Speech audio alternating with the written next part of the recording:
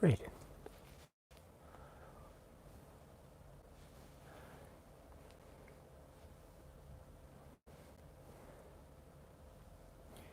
Great.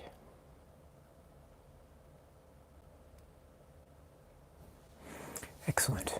So, sorry for this sudden live stream, but I just wanted to say greetings from Tokyo. This is Daisuke, and I hope you are well. Just give me 1 second while I set up. This is a very random thing. I have a tendency to do this, just a random live stream. There is no rhyme or reason. So I just wanted to say just a few things. It's late here. It's Wednesday evening here in Tokyo. So I just had some time. My children just went to sleep, and so I just thought I'd let you. I just thought I was going to shoot a video actually, but I wanted to thank you in person, so to speak. And the reason why I wanted to thank you was because I put up a video maybe a couple days ago, and it was me asking you what were or what are your favorite films. And I have to say I was very surprised at the response that I've been getting so far. I don't know if you've seen the video, but the comments of people sending comments and letting me know what your favorite films are was really, really great. The comment section is much better than the video, so I'm so grateful and humbled, and I've just been reading through all of them. I've been trying to reply to all of them as best as I can.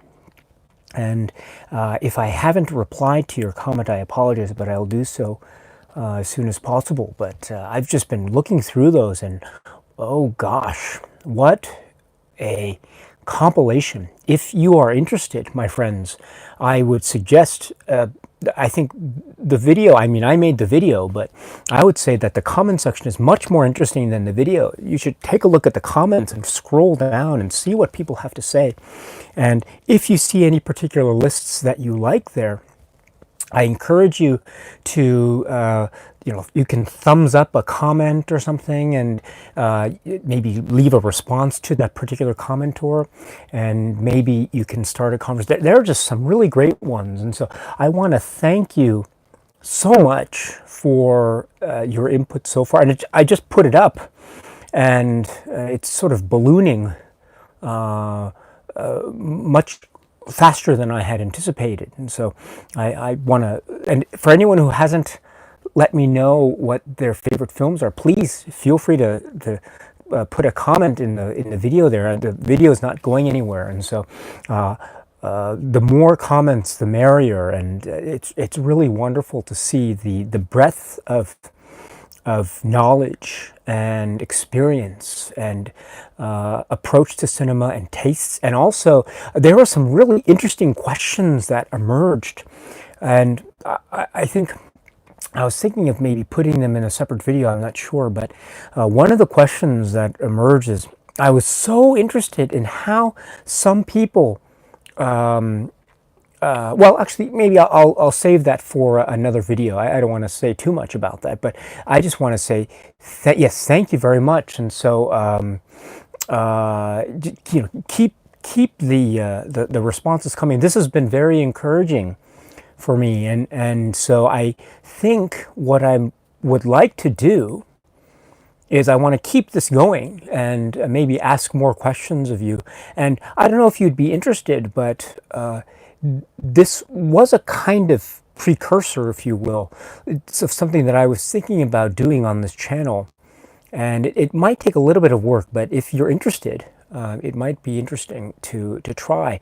I don't know what you think of it. If you don't think it's a good idea, let me know. But I was thinking maybe later in the year we could, we could try to compile or ask people what, for instance, I talk a lot about, for instance, the Criterion Collection. And so I thought, wow, wouldn't it be interesting to see if people might be interested in letting me know what their top 10 favorite Criterion titles are. And then I can go and I can try to tally up all the entries based on the ranking, maybe assign a certain score based on the ranking, and then count up all the titles. And then at the end of that, I can try to compile the viewers' top 10 favorite Criterions. And so I thought that might be interesting to give that a try.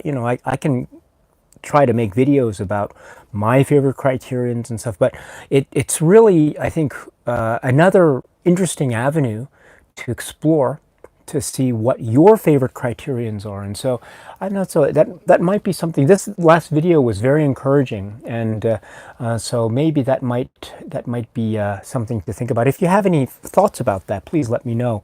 But in the meantime, let me just say really quickly, again, I apologize for the impromptu or sudden nature of this live stream, but I was just so overwhelmed with the response to that video. I just wanted to extend my thanks in person. So anyway, Spook Kid, hello. Ole Christensen, hello. I just received your comment on that video, by the way, and so I will respond. Please forgive me if I don't respond immediately. I might respond tomorrow, if you don't mind, tomorrow Japan time. So, but it was a great comment. Thank you very much. Wolfgratz, good afternoon, sir. I hope you're doing well. And let's see, Spook Kid says, I saw that Arrow sale too. Oh, yes, okay, so I wanted to mention also that, I don't know if you know, but check out the Arrow video website, because there is a sale going on the Arrow website on select titles. I think the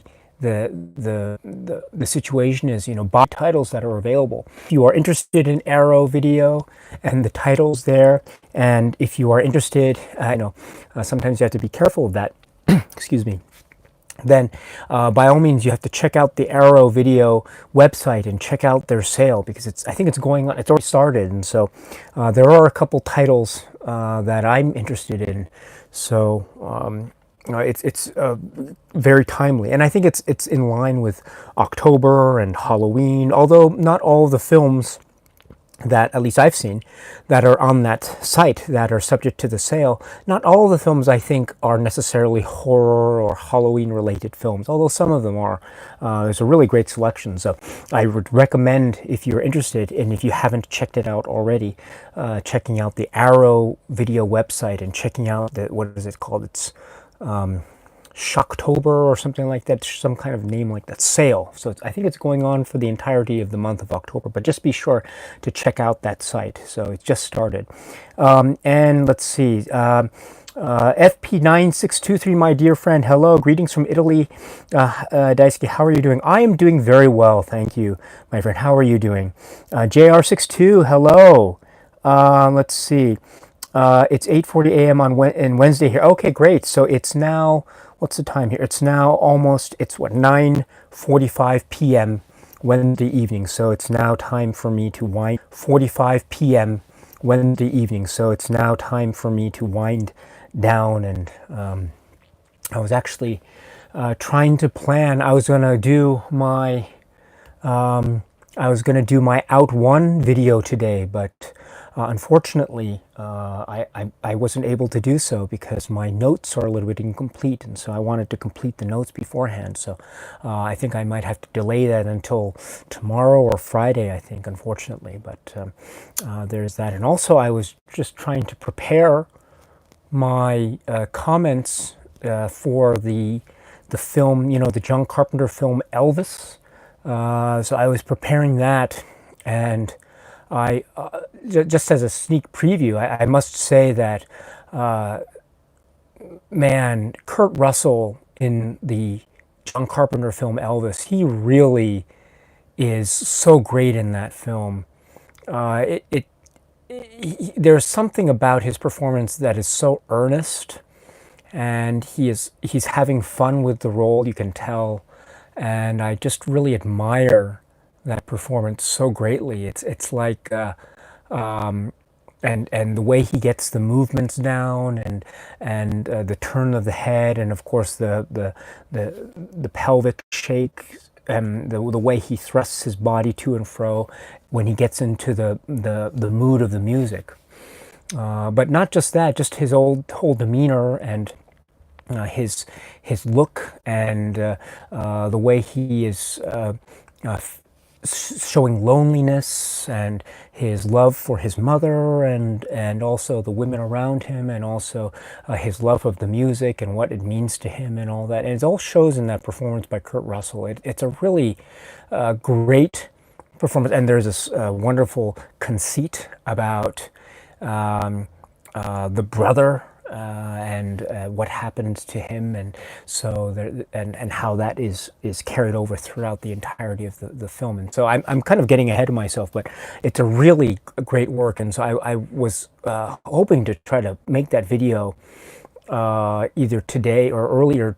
I was hoping, trying to record those comments yesterday, but unfortunately I didn't have the time, and so that'll have to be a little bit delayed. And so that's the thing with YouTube and these videos. It's like so much to do in so little time. There's not enough time in the day to do everything that one wants. So that's the shame, but oh well. C'est la vie, or que sera sera. Let's see. Zyrother, my friend, hello. It's nice to see you at last. Is this one of the first times that we are talking live? Maybe the first or second. I'm not sure, but it's wonderful to talk live. Great, great. I think maybe this is good for our friends in Europe. I'm not sure, but if so, it's great. Wolfgat says, yes, it's a comments bonanza on that video regarding your favorites films. Yes, I agree. It's been yes. And you say, I have warned people about asking me questions, but if you insist, yes, I insist, my friend. Yes. GR62 says, I think it's cool that you come up with questions for us. Yes, I think this might be the this might be the beginning of a beautiful relationship. So I'd love to continue that and maybe make it a regular thing. And there it can be so many things. I think, like, what are your favorite performances by an actor or an actress, or what are your favorite, let's say, musical scores, or what is the what is a classic film that you would recommend to someone who is new to cinema, or something like that. Or I think the possibilities are generally endless, I think, but it would be great to do that. And let's see here. Davey Devolution. Yes, hello Daisuke. Asking viewers about their favorite films was a great idea. Thank you very much. That's really kind of you to say. I was more than happy to share my top 10 film list. Yes, yes. So Mike Eli says, greetings from Las Vegas. What a wonderful time for an Arrow sale. Yes, that's right. So there are a couple of Arrow titles that are really great. I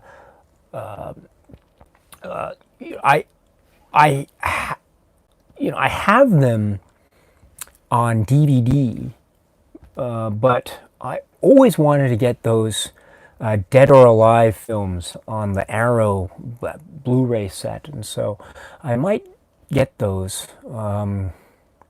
Again, it's hard for me as well. I can't, unfortunately, money doesn't grow on trees, and so it's not like I have endless amounts to spend. I have quite a limited budget, in fact. So I don't. I have to be very careful with what I order, if I do order from that sale. But that would be really great to have. I've always been wanting to get that. As I say, I have the Japanese DVDs, but I've always wanted to get that Arrow set, but it might be a good opportunity. I'm not sure. And let's see. Oh gosh. Oh, X24 Rider, hello. It's nice to see you. Yes, thank you very much for earlier, by the way. I really appreciate it. It got me very nostalgic about my time living in the United Kingdom. All Things Film, yes. Yes, you got to check out All Things Film. Did you just put up a video on Kwaidan, my dear friend? So, speaking of Kwaidan, there will be a live stream film club chat later this month, October. I think the second to last Sunday in October will be Kwaidan. And so, great. All Things Film, our dear friend. So, Theodore Karamanolis, I hope I got that pronounced correctly. If not, please forgive me. SJS Films, hello. And you just went to see Orson Welles' The Trial on the big screen. Am I correct in remembering that? So that's a pretty big deal. That's not the easiest film by Orson Welles to see, and so that's a really great thing. I have the Japanese Blu-ray of that, which is it's great, and it's really great. So and the quality is actually much better than one might think, and I would recommend it. However, I understand that if one wants to order it from Japan, like Amazon Japan or something, the shipping is actually quite expensive. Not to mention the fact that the unit price of one of those Blu-rays is quite expensive.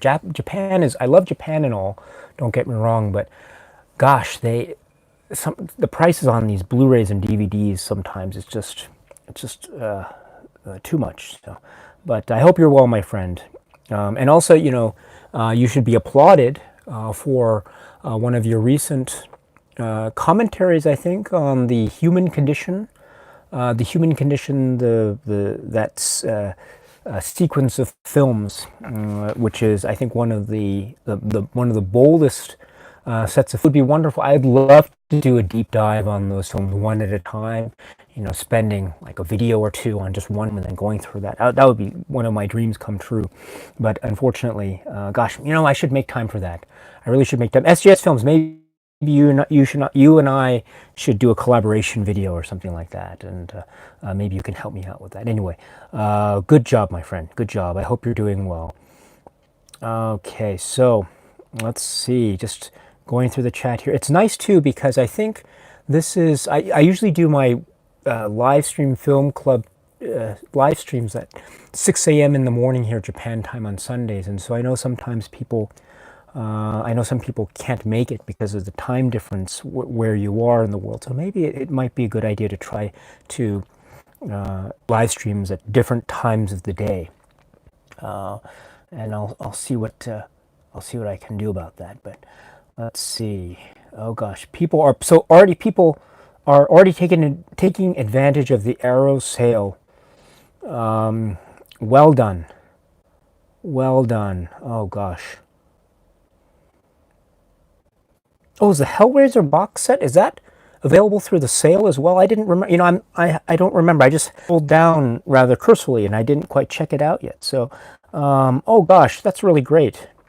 Is that box set still available? I know I know at least the first two films have been released individually, right? And so Hellraiser and Hellbound Hellraiser 2.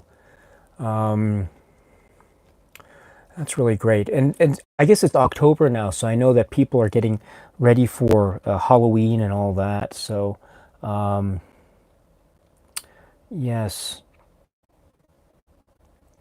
Okay, so just, so Zyrother says, this is the first time, okay, I work at night when you do live streams, so I am unable to make it, but the night job is not permanent. Oh, okay, well, I know you said you were, in one of the comments, that you had a busy schedule, or maybe, I mean, of course, it's great to be busy, right, because it's always good to work and to make sure that that's all that important stuff is taken care of. That's very important. But I hope things are not too busy, if you know what I mean, and you still have time to unwind and relax, which is very important. Andre, hello, my dear friend. I hope you're doing.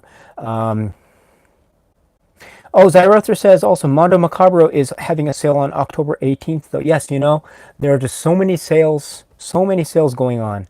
Knuckles 96, thank you. Hello, Knuckles 96. You had a great comment on that. Your top 10 video, or not top 10, but your favorite videos. You had a really great comment. I really enjoyed reading it. Thank you very much.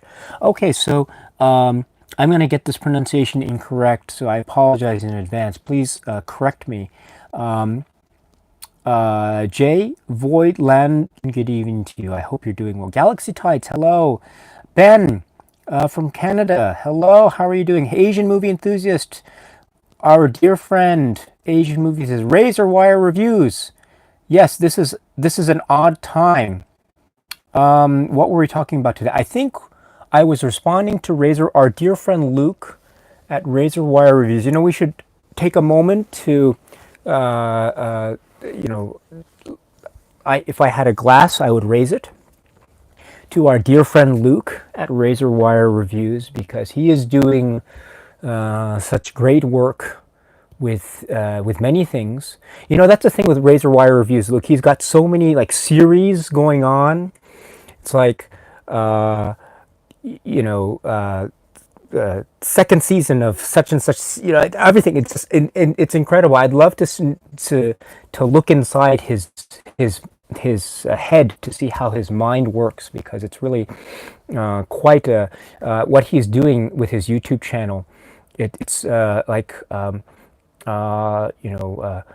number of Herculean tasks magnified exponentially. And then multiplied by 100, that sort of thing. The amount of work that goes into his videos, and currently he's going through his Asian cinema season. So you should check it out. Razor Wire Reviews work. I do make a little cameo in some of his videos. Wink, wink. Cameo in some of his videos. Wink, wink. So you should check out those videos, of course. But that's not all. That's not all. You should check out. Incidentally, the ones that I appear on were Naoko Ogigami. And all the way up to Close Knit, and so I was very proud and privileged, and he used them in his very great Asian cinema overview that's going on. It's great, and I should just point out, I know some of you are YouTubers, and so you probably appreciate this. But for those of you for whom you don't, maybe it's not necessarily, it's not always so obvious, but in terms of making videos, but I must say that the amount of work that our dear friend Luke at Razor Wire Reviews puts into his channel is quite astounding. And it really is a lot of work, and I don't say that to try to kind of engender a sense of sympathy or anything like that. The reason why I say it is because I just wanted to let you know that he really cares about cinema. He really, really cares about cinema. It's something that he really loves, and I think I've had the great pleasure and privilege to just get a little sneak peek into how his YouTube channel works sort of behind the scenes. Not fully, but just a little bit, because he and I I've had the great honor of collaborating with him on a number of things. And I hope those collaborations continue. Please, Luke, ring me up, call me up anytime and invite me. I'd love to do another collaboration. But I guess my point is that I had the great pleasure to just get a sneak peek as to how he operates, and he really thinks about it. He puts so much effort into making trailers, and he infuses himself into it, and he makes certain parts of his life um, part of the story, so to speak, and whenever he's excited about something, the first thing he wants to do, he wants to share it with everyone, and he wants to share it with me, he wants to share it with you, he wants to share it with everyone, and so I think that is something that is really great and really quite it should be applauded, and so and I think anyone who knows my channel, I think will immediately know his channel. I mean, his channel is much more like it's a legend in my mind, in my own eyes. I'm a huge fan of Razor Wire Reviews. I've been such a huge fan before I started to make videos here. And so I remember the first time, I think maybe it was like sometime last year, I forget the exact date, but he very kindly, out of the blue, he didn't know me. He didn't know me at all. And I still am, but I was, I was just making these sort of videos, and then suddenly I was, through some set of circumstances, I was uh, we became friends, and we talk quite regularly, in fact, and we always talk, and he always comes to me and he says, "I just saw this film, it's great," or "I just saw this, it's really great." So he's you wonder what he might be like off camera or behind the scenes. He's just like what he is on in his videos. He's very approachable. He's always very energetic, and he's very how should I put it? Very approachable. He's always very energetic, and he's very how should I put it? He's like it's like he's got so much, energy. It's like I don't even know if he sleeps. He's like a machine almost, and so and the way he generates all these videos for us to watch, it's just truly amazing stuff, and he has to balance that with his life and all that. So why was I so oh yes so the reason, yes, so he's engaged. Razor Wire Reviews is engaged currently in his Asian cinema series at the moment, and so you should check it out if you can. Yes, you should check it out. All right, sorry about that. Now I am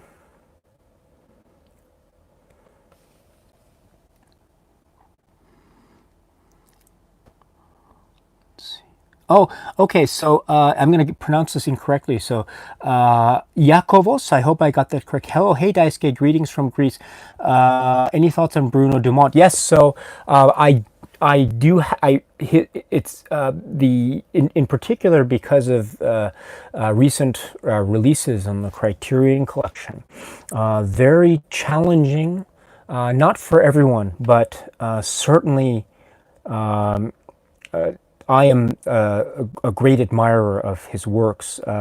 They challenge me in many ways. So, yes, thank you very much, and I hope you're doing well, my friend. Okay, let's see. Pete, 1972, greetings from Australia. How are you doing, good sir? I'm doing quite well, my friend. How are you doing, Pete? I hope you're doing well. And let's see. Oh, gosh. Yes, there's a great conversation, or there was, about the human condition. I might have mentioned it in a video, but I had the distinct pleasure when I was living in New York. I had the pleasure of watching The Human Condition, all three films, over the course of a number of days in the movie theater. And I forget the name of the movie theater. It's a very famous theater, but I forget the name of it. It'll come to me, but it's in downtown part of Manhattan, and near I think it was maybe near Union Square or Washington Square or something, or near NYU, New York University, that area. So, but it was a really emotionally draining experience. As I don't want to say too much, but as you know, for those of you who've seen the cycle of films, it is quite gripping and it's exhausting. it's a truly emotionally exhausting experience, and that is meant as a compliment. So it's I think truly worth it, truly worth to watch. And yeah, the Arrow set is spectacular, absolutely spectacular. I hope it's not OOP, is it? I hope not, but absolutely spectacular. The Cinematheque, hello, it's nice to see you, my friend. Wolfrat says, my close-knit finally arrived. Now watch Amateur Jared. Hello. Hello, yes. Oh, gosh. Pete 1972 says, I won't try to make reviews out of them, but here are a couple of my favorite films. Thank you very much. Okay, so you've set here 12 Angry Men, 2001 A Space Odyssey, Apocalypse Now, The Godfather, Jaws, and Raiders of the Lost Ark. Very excellent selections there, my friend. Well done. In my review of the comments so far, I haven't made a specific tally, but 2001 A Space Odyssey came up a lot. The Godfather came up a lot. And 12 Angry Men also came up. Apocalypse Now came up a lot. Jaws a little bit. But actually, now that I think about it, I don't know if Raiders of the Lost Ark came up. So you might be the first. Maybe I'm mistaken about that, but based on what I recollection is, you might be the first who mentioned Raiders of the Lost Ark. Great. Okay. Oh yes, FP9623 says, Daisuke, I gathered some information about the Profondo Rosso story. Yes, we talked about this, or you sent a very nice comment about this, I think. I do remember this. I think it was about that video about like bucket list items, I think. Am I getting that correct? And so, yes, Profondo Rosso store. That's one of the places I would love to visit as a bucket list item before I die. Oh gosh. Dario Argento. I was thinking the other day, I love the Luca Guadagnino film Suspiria in its own way. I truly love that film, but nothing will ever top Dario Argento's Suspiria. Oh my goodness, nothing will ever top that. And now that it's Halloween, hopefully more Dario Argento discussions will be had. I'm very, very happy about that.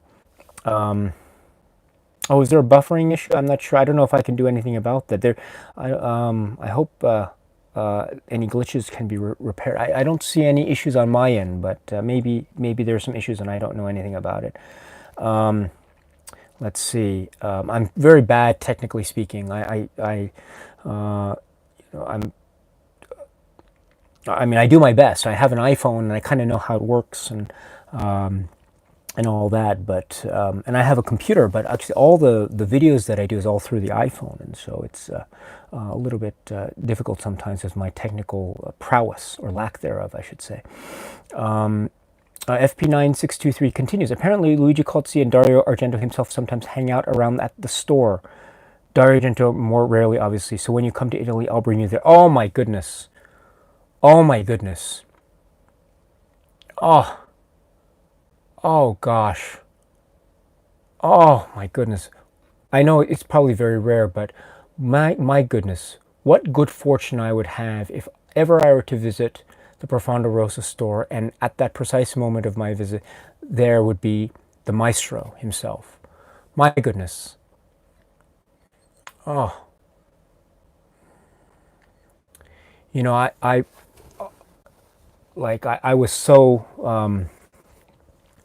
those Dario Argento videos that I had the pleasure of doing. Maybe I started last year, and it went over several months, I think. But that was one of the great pleasures I've had, because his films are. They're not for everyone. They're quite intense, and I know some people it's not their cup of tea for certain obvious reasons. But so my love of them isn't any way suggesting that everyone should see them. But at the same time, I truly love his films. Some more than others, but it was so nice to go through his works again, because I think through that I came to appreciate films that I hadn't necessarily appreciated prior to that. For instance, his Dracula film. I know it's maligned, and I know people, generally speaking, consider it a failure, but I really find it quite marvelous in many ways. I felt the same about his film Trauma. His film Trauma is quite a complex work. It's pretty devastating in places, and it's very graphic and quite unpleasant in terms of what its concepts are. But I remember hating that film when I first saw it, much younger. But now it becomes very haunting, and in particular, um, the music is quite chilling. I find myself listening to the theme song. It's called Ruby Rain. I listen to that because I think you can download it on iTunes or something like that. So or Apple Music, I think. So if you have Apple Music, check it out if you can. Ruby Rain. It's one of the loveliest songs to appear in a Dario Argento film. But thank you very much, my dear friend FP9623, for following up. Yes, I would love to visit one day. Manos, hello. It's nice to see you. Yes. Best wishes, my dear friend. Yes, if you want, please talk about the films that you discovered through Arrow. Cheers, Manos. I mean,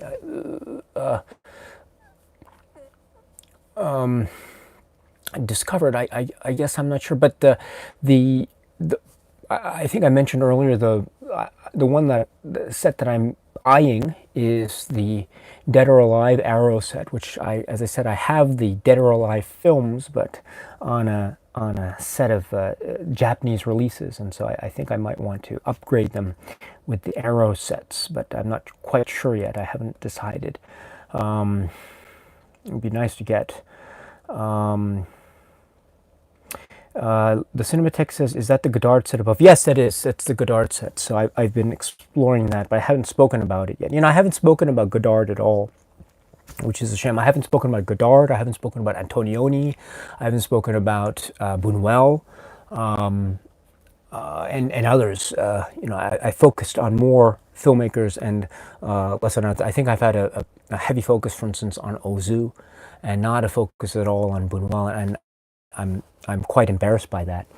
But again, I'm just maybe Godard one of these days. I'd love to. Oh man, I'd love to do a live stream on Godard, on a Godard film. Wow. I am far from an expert in the Godard canon. I don't have all the capabilities to cover a Godard film fully in a live stream. So maybe that's part of the reason why I'm hesitant. But oh gosh, that would be a dream come true. Yeah, that would be a dream come true. Let's think about that one of these days. Let's see. Gosh, I lost myself. Okay.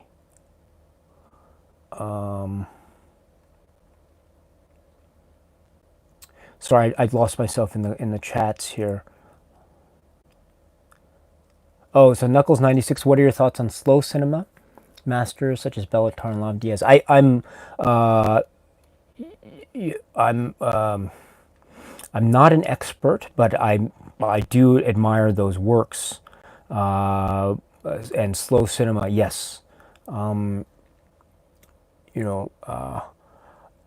think, how should I put it? Well, maybe I should save it for another video. I do actually have some thoughts about those filmmakers, very positive ones, and so very much, Bela Tarr. Someone was mentioning to me the other day in a comment about, I think it was the video that I did on films that I think should be included in the Criterion Collection or something that I did last year, I think, and his name did come up a lot, and so I completely agree with that. Yes, Iakovo says, some of my all-time favorites are the criminally unrated Pure Formality, yes, and Duel. Oh, interesting. I think that every cinephile should give them a try. Do well, very interesting. I am in the midst of going through Out One. Speaking of Jacques Rivette, so interesting. The Cinematheque says, I just rewatched Casino for the first time in a while. What a masterwork. I have been revisiting all Scorsese works as we edge closer to the release of The Irishman. The Irishman, that is another exciting thing, is it not, my friends? Of course, I understand that we always have to maintain a certain coolness and objectivity whenever we encounter these first-time reactions after a premiere of a film. And so you never know, maybe there's a little hyperbole behind some of the reviews. I'm not sure. But given that, with that caveat, I would say that it's very exciting, of course, to see the early reactions to The Irishman, the Scorsese work. And I'm trying to see if I can get a ticket to a showing of The Irishman at the Tokyo International Film Festival. I don't know if I'll be able to, but I'm going to do my best when tickets are on sale. And so that would be really great. It would be really lovely to be able to see that in the theater. And speaking of Casino, I love Casino. I absolutely love Casino. 1995, right? Casino and Heat. My goodness, what a year. What a great year that was. And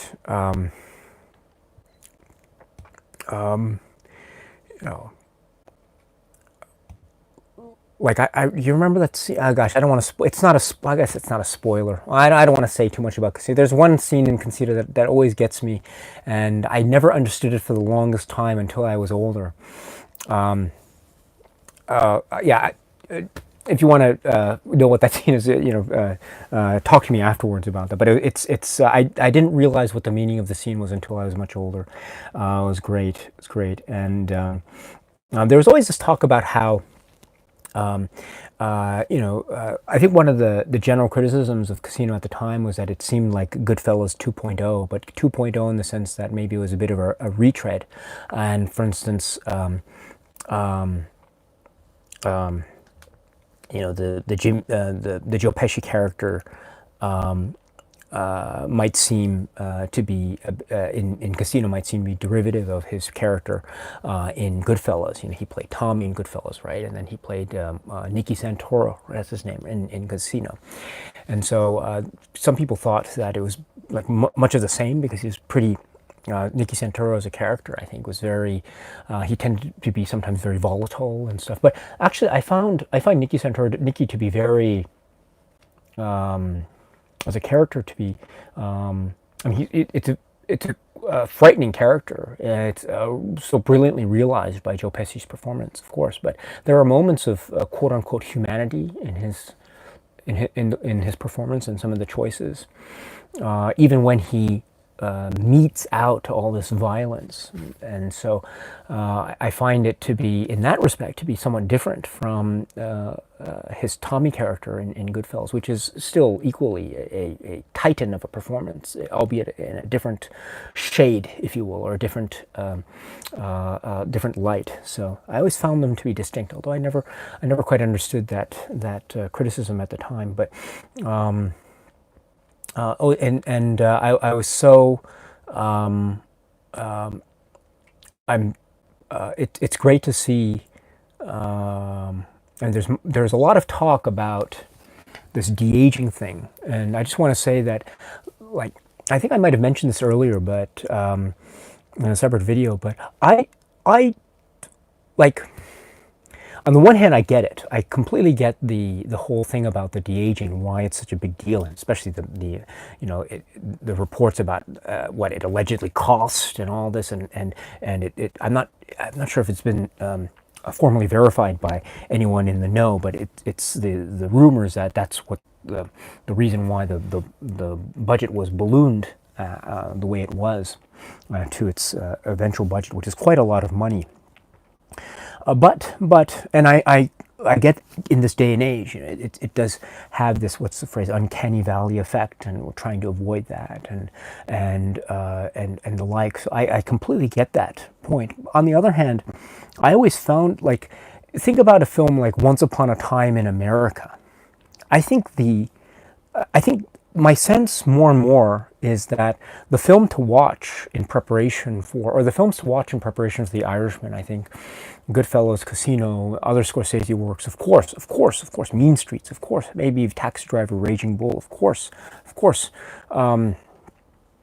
But I think the film to watch might actually be Once Upon a Time in America, the Sergio Leone film, which also has Robert De Niro in it, as you know. And in that film, we did see the characters at different stages of life. And so it's not totally dissimilar to what I understand the construct of the film The Irishman is. So, but in that film, we do see younger De Niro and older De Niro, but at the time it was the early 1980s. So, De Niro was at a young stage in his life, of course. So he wasn't old in real life at the time, of course, but that they had to apply a certain prosthetic makeup appliance or appliances to make him look older, and that's also true for James Woods and other characters. Although they did something very interesting with the Elizabeth McGovern character, as those of you who know the film know. I don't want to get into too much about that, but it's really very clever what they did with her character. I thought it was brilliant, brilliant piece of cinematic poetry. But let's say with De Niro in that film, they use old man makeup. It's so obvious that it's makeup. It doesn't look like realistic in the sense that I believe that he is an old man just looking at the makeup. So I know that it's a makeup appliance, but with his performance and the way he carries himself and the mood and everything that's conjured up in the film, one understands that he is portraying an old man, or this character, Noodles, in his old age. And so and therefore I can buy the illusion, although I appreciate the illusion at the time. I see de-aging as the same thing. It's an effect that is applied, and I don't know if it's supposed to. It does. I don't know if it has to portray reality in the most accurate way possible. I don't think it has to, and I think it's okay for it to look like to look a little bit ropey, and I think that's okay, because if the performance carries it through, then it becomes successful. So that's what I'm hoping will happen.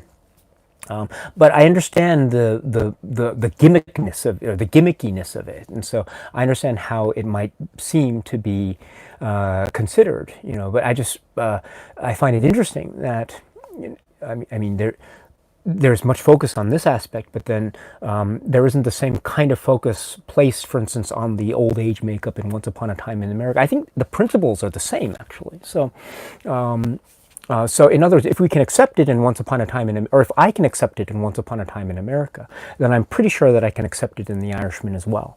So, yeah. So, but that's not the only link, I think, between The Irishman and Once Upon a Time in America. I think there might be potentially so many links, and that's another thing too. Like people say, oh, it's very long, and 3.5 hours or something like that. But like, think about where Scorsese is in his stage in his career, and where these other actors are in their stage in this career. Of course, I want them to make as many movies as possible for years on end, 5 years, 10 years, 15 years, 20 years, 50 years, 100 years from now. I want to keep on making movies for as long as possible. But at the same time, I think if they've reached, if these actors and artists have reached a particular stage in their professional lives and their personal lives, I think, man, gosh, if they want to make a 3.5 hour film, that's fine. I mean, a 3.5 hour running time is nothing in the context, let's say, of television or something like that. So, why should it be such a big deal in the context of cinema? So, I think the more the merrier. And if he has a story he wants to tell and he really believes it, I think we can trust him enough. He's had, I think his record has, as a filmmaker, has given him the sort of the capital to spend, as it were. At least he can spend it on me. I'll be very happy to watch a 3.5 hour film, 4.5 hour, 6.5 hour, anything, if it means watching another Scorsese film like this. I don't know if you can tell, but I am incredibly excited for this film. I cannot wait. I cannot wait for this. Oh, hello. Is it Wailed or Walled? I don't know what it is, but hello. You say nice to see you. As someone who has yet to see a Dario Argento film, where do you suggest I begin? Thank you, Daisuke. It's a good question. Are you okay with these sorts of intense horror films? I mean, they are kind of bloody and they are very scary. So, if you don't like those sorts of films, then I wouldn't recommend watching any Dario Argento film at all. And they are all, in their own unique ways, quite scary and intense. But if you are okay with that kind of intense, scary stuff, I would recommend to. I don't know what other people might think. This is just my opinion, but I would recommend maybe. I mean, the two big ones, arguably three, but I think the two big ones to go with to start. I don't know. I think would probably be. Oh gosh, would you start with Suspiria? Would one want to start with Suspiria? I think that's okay to start with Suspiria. Want to start with a bang, right? Oh boy, and what a bang Suspiria is in terms of a cinematic experience. My goodness, my goodness. I don't know. Maybe I did mention the story about how when I was younger and a student, I found out that Suspiria was playing in the movie theater in, I think it was Boston, and I was in Connecticut at the time. But I thought, oh man, I have to go see this film Suspiria. So I made plans to go to Boston, and I remember it was winter, I think, and so. It was very cold, but it was wonderful, and it was Suspiria and it was the cut of the Suspiria with the opening titles with that wonderfully terrible, pulsating Suspiria lettering for the opening title. So I remember that to this because I remember being so shocked when I saw that, because that wasn't the version that I was used to when I saw Suspiria on VHS. But oh gosh, that was such a great experience. One of the great cinematic theater going experiences. Oh man, I love that. So yes, Suspiria might be the way to go. Deep Red, I was going to say Deep Red or The Bird with the Crystal Plumage, I think would be good places to start in terms of getting the sense of the Argento aesthetic with respect to the giallo genre. But so maybe one of those three: Suspiria, Deep Red, The Bird with the Crystal Plumage. And if you like those films, then you can continue on with his works. Tenebrae is one place to go. You can finish the Animal trilogy with Cat o' Nine Tails and Four Flies on Grey Velvet, but I wouldn't necessarily go there. I'd probably go next to maybe Tenebrae and Opera and Phenomena, perhaps next.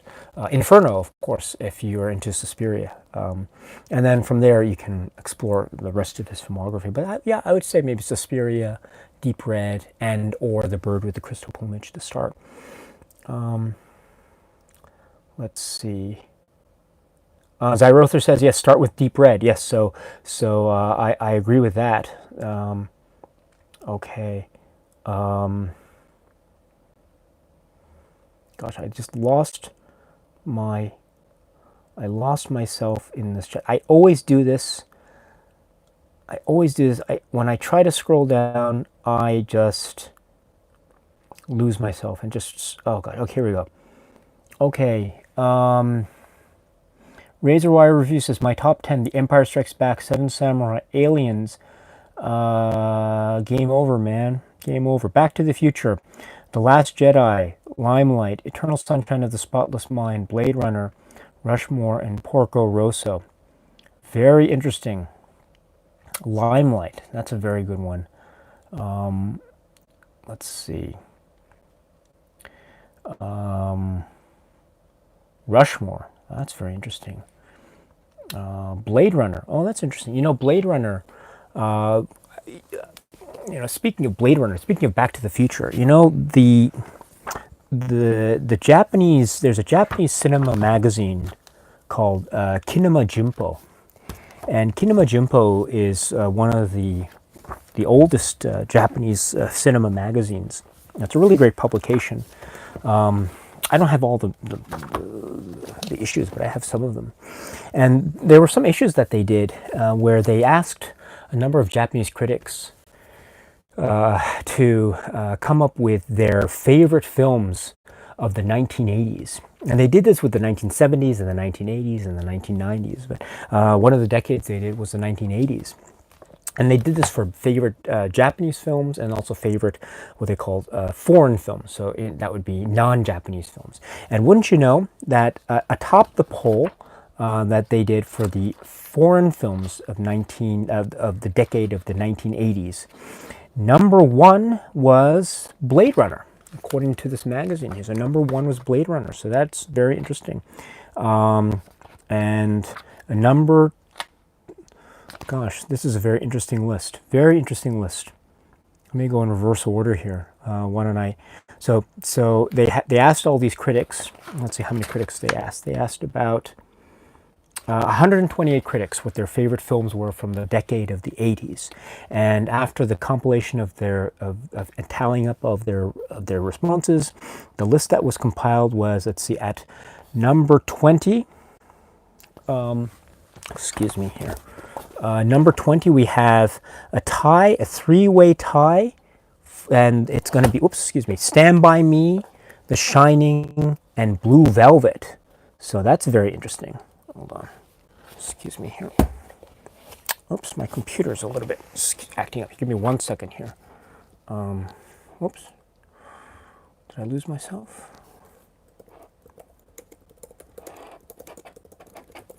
Okay, sorry about that. Just lost myself. Okay, so that's number 20 on that list. And then since that was a three-way tie for 20th place, next was 17, and this is another three-way tie between or among the films Brazil and The Green Ray and Fanny and Alexander, which is very interesting. Then we go to number 13, which is, again, let's see. Yes, okay, four-way tie. Four-way tie. So this is great. So this is very interesting. The four films at 13 are L'Argent, El Sur, well done, Edward Yang's The Terrorizers. Yes, I love that film. And this is very interesting. Robert Aldrich's film from 1982, All the Marbles. Really interesting stuff. And then number 10. Number 10, this is, I think, this three-way tie. So 3 films occupying the 10th spot. And this is very interesting. Gloria, the Cassavetes film Gloria. Then we have Cinema Paradiso. And then get this, also tied at 10th, The Blues Brothers. Great. And then we get number 5.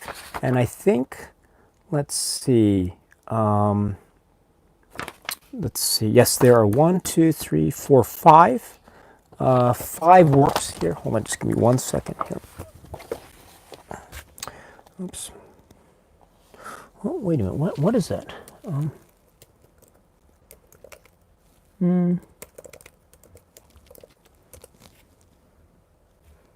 Yes, sorry about that. So so the 5 films that are at number 5 are E.T., and then there's A Better Tomorrow, and then there is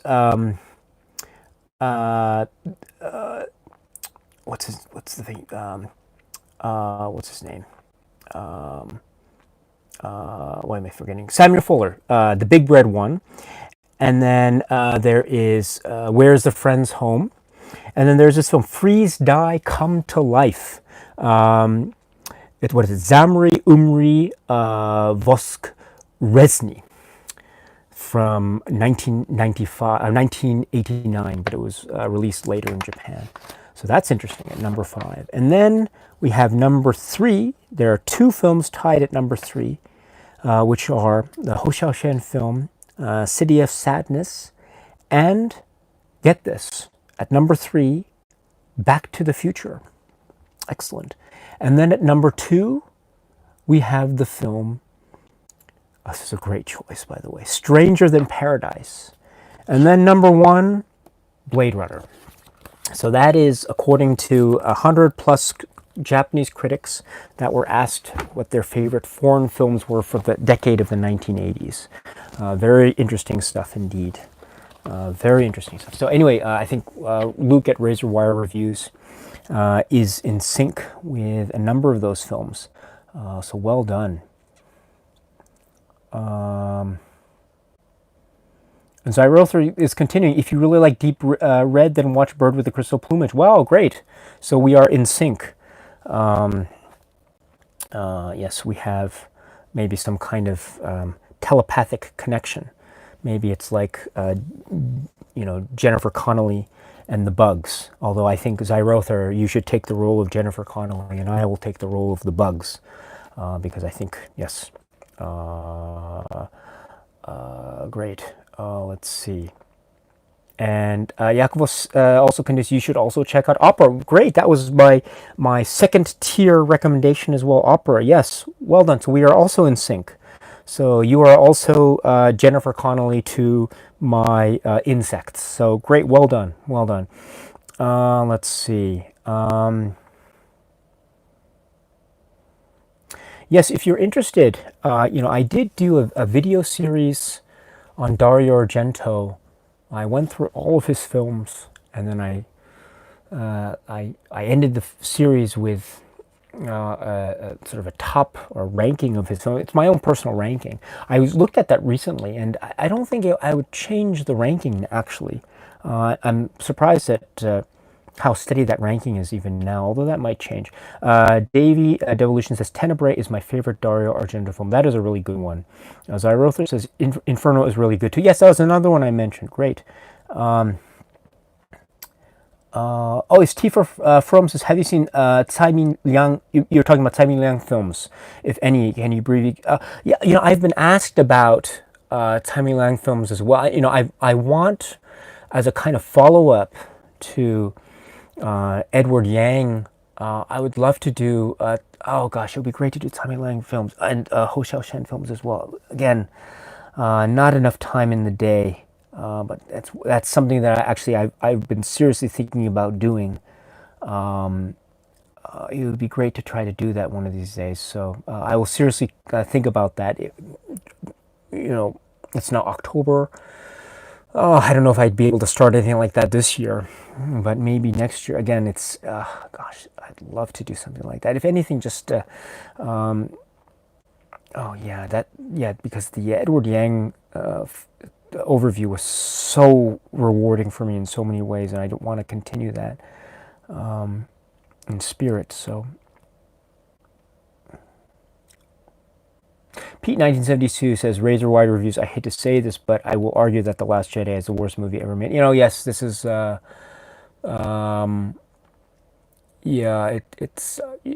I have certain notions about the Last Jedi and actually the Force Awakens, and I guess my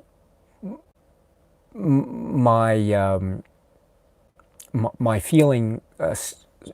Well, I have a lot of feelings about it, but one of the things I was always quite curious about is I didn't quite know what to make of the relationship between. I don't want to get into it too much, but I do have some thoughts about that. But maybe I should make a video about that one day. Or maybe not, I don't know. Yakovo says, in my humble opinion, Scorsese's After Hours is one of the most underappreciated films of all time. Yes, that is a really great movie, actually. Really, really great, After Hours. And Knuckles 96 says what I was going to say, which is I think After Hours is coming to Criterion. Yes, there has been a rumor that After Hours could indeed be coming to the Criterion Collection. If it is true, then oh boy. And Zyrother says, I want Bringing Out the Dead to come to Blu-ray. Yes. And Mike Eli says, as a Vegas local, Casino has always been near and dear to my heart. what a masterpiece. Yes, I agree. Um, am I right? What is it? It has a. Uh, I love that film. You know, Don Rickles is so great in that film. I remember actually, this is great. It was in 1995, right? And that was such a great year because I was able to see Heat in the movie theater and then Casino as well. I don't know how I was able to see Casino in the movie theater, but after that, I remember I was in high school at the time. It was 1995, and I graduated high school in 1997. And it was probably 1996 or 1997 when I was a junior or senior in high school. I forget which exactly, but we took a school trip somewhere, and we were all in a bus, and I think it was like an overnight camping trip or something. I forget, but we were on the way back, and I remember the teacher who was kind of the chaperone for us on the bus, as these high school kids on this bus, on the way back to school, on the way back from this field trip somewhere. And we stopped at a store, or maybe we were at a store before we were going to leave. I forget exactly which, but it was like a video store. And the bus was equipped with a VCR and a TV set, or a number of TV sets. And the teacher, the chaperone teacher, very kindly asked me to pick out a movie from this video store, and she could buy it, you know, with the school budget. And so, and I remember I saw there was there's two tapes, Casino, on two VHS tapes, on VHS. And I already knew the film, and I said, let's get that one. And so, and she'd never seen the film. And so here she is. I get her to get the film Casino on school budget money, and then we all get on the bus, and then the bus is underway, and then they put in Casino in the in the school bus to these high schoolers, and they're, you know, under 17, and all this stuff starts to happen, and all the swear words, and every other word is swear word, swear word, swear word. It was just a swear word bonanza, not to mention the intense violent scenes. And so I don't think that the teacher ever forgave me for making that selection. She never said anything directly, but I could tell maybe in her heart that she was a little bit disappointed in my selection. I was actually quite thrilled because it was another opportunity for me to see the film Casino. Yes, and I remember actually the bus ride was timed so much that we didn't actually see the end. We had to stop at a very key scene. I remember thinking there's a very specific scene at the end, which is quite, yeah, I don't want to say too much, but it's very, very intense. There's a very intense scene that happens at the end. And on the one hand, I was on the bus ride, and we were all watching Casino. And I just remember thinking, oh gosh, I would love to see the end of this film Casino on this bus, and to see the look of horror that must be on this poor teacher's face on the one hand. But at the same time, I felt so bad. Because, oh man, if she's gonna see this scene at the end of the climax of Casino, oh man, I don't think I could ever live that down. And so I was just, on the one hand, I was waiting for that scene to happen. But on the other hand, I was just hoping that maybe the bus ride would end before that scene came up. And wouldn't you believe it, just as the scene was underway, and those of you who know Casino, you probably know what I'm talking about. It's a very, very shocking scene. The bus parked, and it was like in mid sequence, and then the video had to stop because the ignition was turned off. And so yeah, so that was Casino, watched on a bus ride on the way home from a field trip in high school. But it was, we didn't watch the entire thing, actually. So, you know, what happens to all the characters? I'm sure maybe even now, maybe some of those so high school students who have grown up maybe still don't know what happened at the end of Casino. So hopefully, if they are watching, you know, through whatever coincidence, you should go check out Casino and see what happens at the end, because there's still some stuff that happens even after that scene that I'm sort of referring to obliquely. So sorry about that. Okay, let's see. So. Davey Devolution says, Daisuke, what are your thoughts on Tarantino's Once Upon a Time in Hollywood? I haven't seen it yet, actually. I haven't had time. I want to see. I think it's still playing in the theater here in Tokyo, but I haven't had a chance to see it. So I do want to check it out. It's very difficult for me to go to the theater because of work and because of I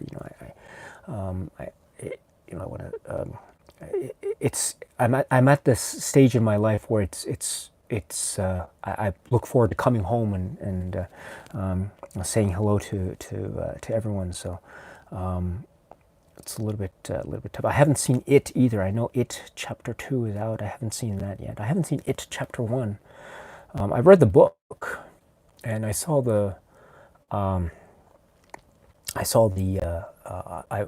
in love with the 1990 TV movie, the two-part TV movie. I remember seeing that I remember seeing that when it was broadcast, actually. And I remember recording part one, and I seem to recall that there was a bit of time, and maybe it was like a week, maybe between part one and part two, the broadcast, if I remember correctly. Maybe it wasn't a week, but it was a long time.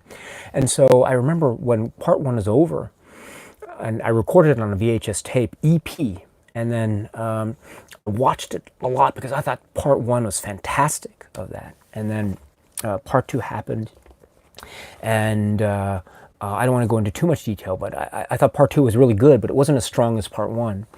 But the great thing I loved about part two was the jokes that Tim Curry used. There was one joke in particular that he says with such aplomb. He says, excuse me there, do you have Prince Albert in a can? You do? Well, you better let him out, or something like, aha, aha, aha. That's in the library. That's in the library, right? No one else sees Pennywise, but Pennywise is there. And yeah. But I haven't seen the new films, so maybe one of these days. Okay, Black Sun. There's Mario Bava. Yes, there's the Mario Bava set. That was one of the things I had to not get. So I didn't get the Mario Bava box set because I have those individually already, and so I was really debating in my head, should I get the Bava set or not? And I actually thought, I probably shouldn't. There are probably other things that I could spend the money on. So in a way, I wish I didn't have those Bava films, because if I didn't have the Bava films, then I would probably get the box set immediately. But I don't have it. But I'm very jealous of anyone who has that wonderful Bava set. Really great.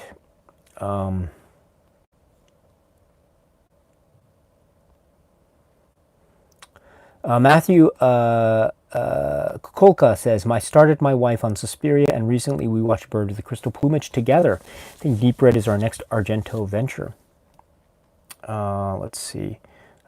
Show. Okay, here we go.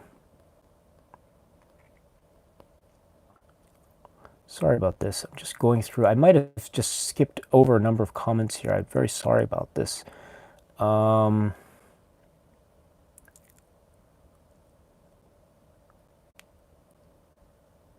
Yes. Oh, yes, A Touch of Film is here, my dear friend. Hello. Great. Really wonderful. Oh, gosh. Lovely. And you say, yes, I love A Better Tomorrow, but I think A Better Tomorrow 2 is better in my top. I like A Better Tomorrow 2 as well. Oh, gosh. Oh, this is great. I don't, yeah, and there's stuff about, All the Marbles is actually, it's a really good film. It's very good, actually. I highly recommend it if you haven't seen it. I like it very much.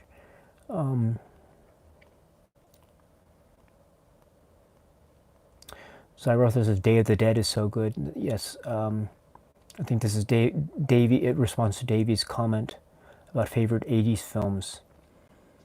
Yes, Day of the Dead is really great. I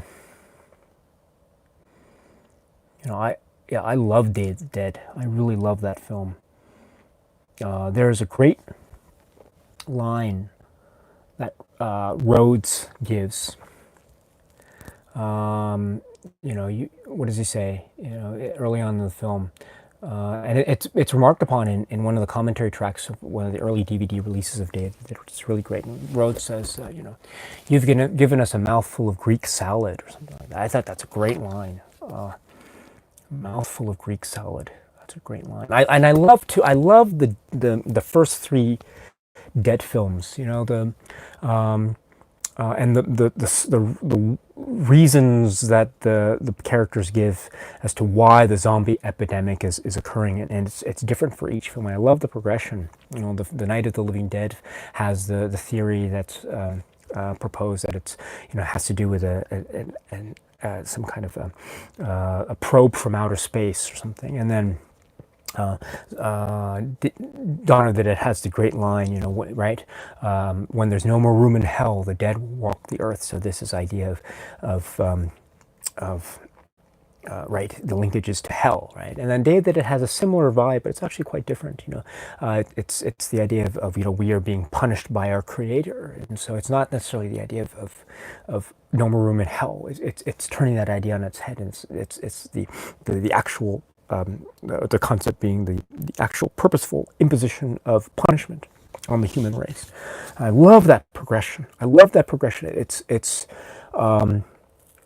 really quite brilliant, actually. It's reflective of the times, the late 60s and then the 70s and the 80s, really brilliantly. Land of the Dead, I'm still struggling with. Actually, I'm still struggling with Land of the Dead. Diary of the Dead, I think I tried, I really tried, but I don't know. That's a tough one for me. I don't think I'll ever be able to get behind that film as much as I really adore Night of the Living Dead and Dawn of the Dead and Day of the Dead. Yes. All right. So, there's a discussion here about favorite versus best. Yeah, I get that. That's why I think I used the word favorite film. What is your favorite films or something? And I think, I don't. I agree with you when people are saying that it's not the use of the word best. I think is a little bit different, or greatest. I think is a little bit different. And I'm very cognizant of that. I'm actually very, very cognizant of that, and I take great care to try to make sure that I don't miss that. So anyway, okay, just keep on going here. I'm sorry, I'm skipping around. I'm very sorry if I've skipped your comments, and if I have, I apologize in advance. I'm doing the best I can.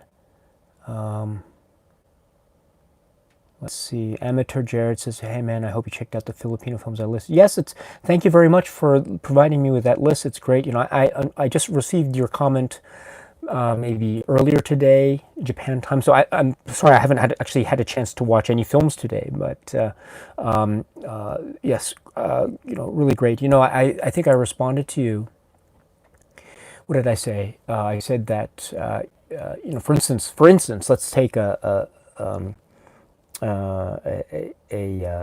let's use the frame of reference of the Criterion Collection. I understand that the Criterion Collection is not necessarily the be-all, end-all of cinema. It's not the epicenter of cinema necessarily, but it is a very popular label for a number of film goers and film fans. And so even the Criterion Collection is very limited in terms of the number of films from the cinema of the Philippines. And so but the film Manila and the Claws of Light is one of the films that I truly adore. It's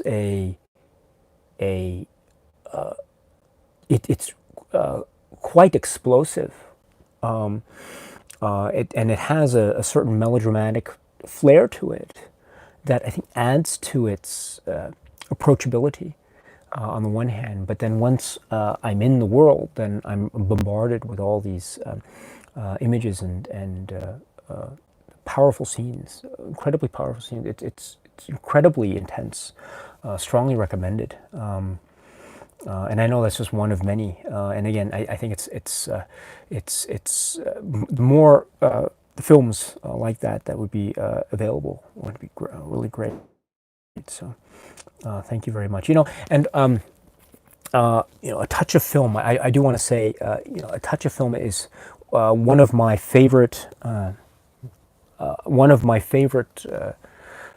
YouTube channels. A touch of film, and I love touch of film. I think Hus is doing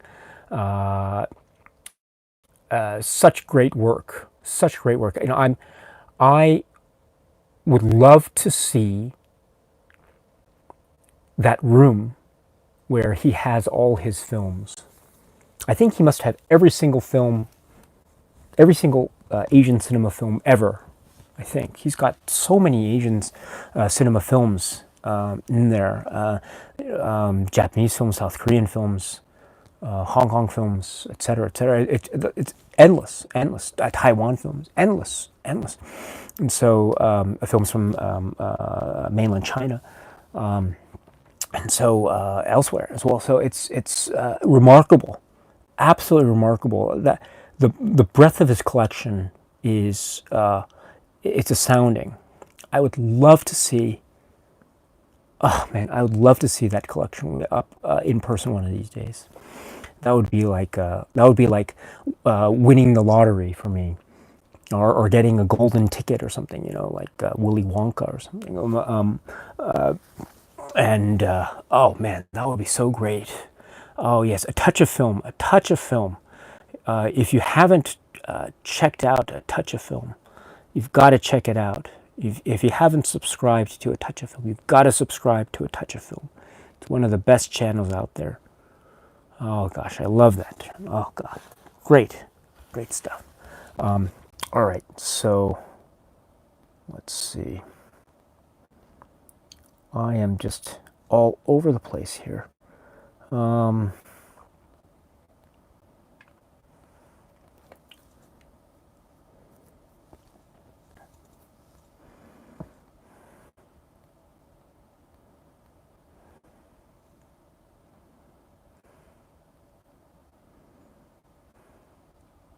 Asian Movie Enthusiast says, great. That's one reason why I generally dislike award ceremonies for films.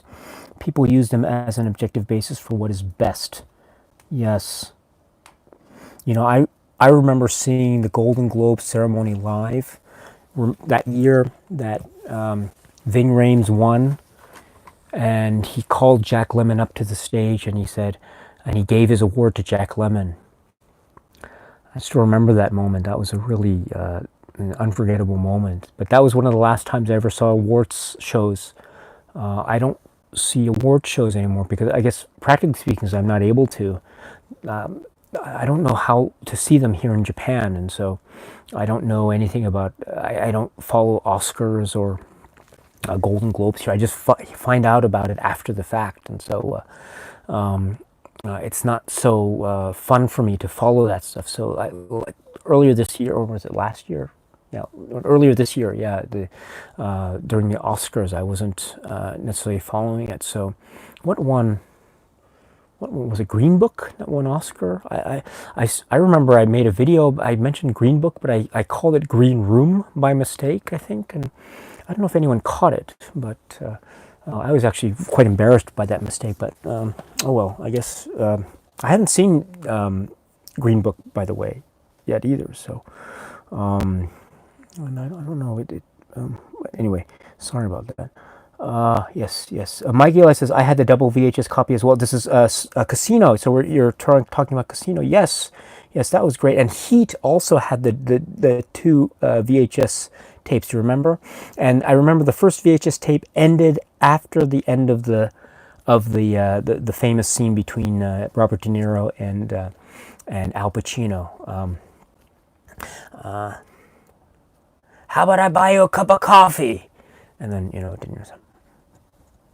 Okay, let's go. Yeah, and then they go to the coffee shop and they have that famous scene. And, that's great. That's such a great.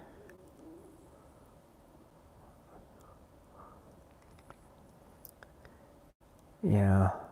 Oh, man. I can't wait for The Irishman. Cannot wait.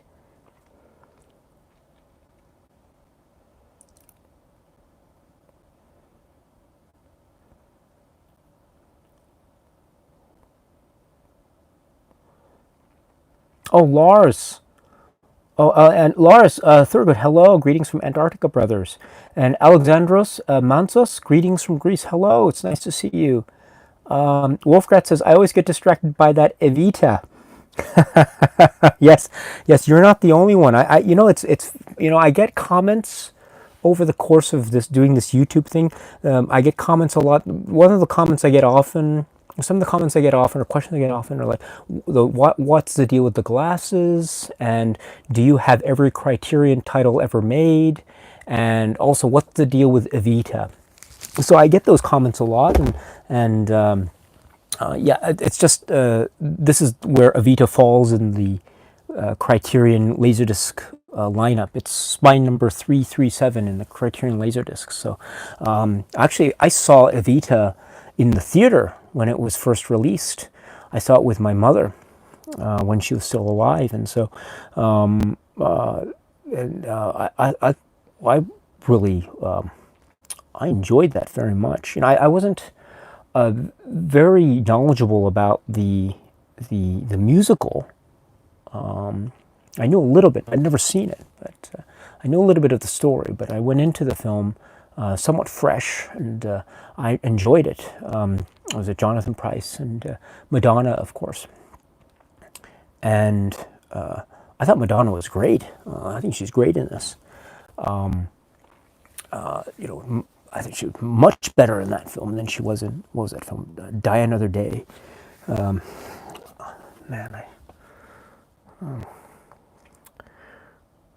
let's see. Zyrotha says, I have to leave. Has been fun. Thank you, Zyrotha. Very good. Yes, I have to go too. Actually, it's after 11, so maybe I have to go in about 5 or 10 minutes. So, Cinema-san, hello. It's nice to see you. I think you are maybe I don't know if you you are you maybe you had commented on the favorite films video. Maybe you're a recent subscriber, I think. Maybe I'm getting that wrong, but if so, thank you very much. Yes, and you're speaking about Ad Astra, which I haven't seen yet. So I've heard some very interesting things about it. So anyway, thank you very much. Thank you. Let's see. And Sam Davies is here. Hello. Let's see. Youthless One says, greeting Daisuke. Could I ask you about your opinions on Nobuhiko Obayashi? I have a couple of friends who speak very highly of him, but due to his English availability, I've only been able to see House. Yes, I have a number of films by Obayashi, and his works are really quite splendid, very fresh, and it would be great to see more of his work. I don't know what the state of his films are in terms of their being released with English support. Or their releases outside of Japan, but he has a number of films that are readily available in Japan, and I have a great number of them actually. I haven't spoken about them because I think none of them have any English subtitles. I think I have to double check that, but yeah, there are a number of films by him that I would strongly recommend. But the one that I think gets a lot of attention, even here in Japan, is House, and very rightly so. It's one of the great bizarre, like, what the heck is going on type of films, and I think that's really great. Not all of his films are like that, but there's a certain playfulness of style, a certain there's a certain kind of a great creative use of craft that's at play, and yeah, I don't want to say too much, but that's generally what my take is on the films that I have of his. So, but House, I think, is probably the go-to film in many respects. So, and Isaac Dunn says, "Hello, Daisuke. Just popped in to say a quick hello, but got to run. So, hello. I'm glad to see you."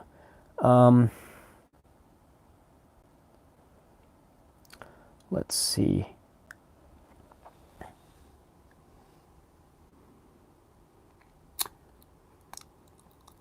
Ultraman Kaiju, great film. Okay, great, thank you. Thank you for your comment. And let's see.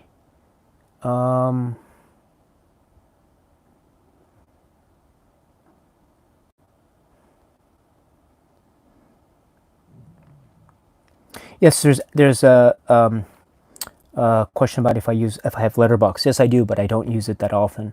I'm not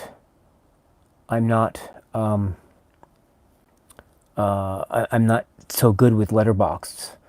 I appreciate it very much, but it's just I it's not the easiest thing for me to use. I should try to change that, but there was a moment when I was using it a little bit, but I haven't. I think the last film I logged in was it like Tetsuo the Iron Man, I think, or something, but which was quite a while back. But yeah, I don't use it.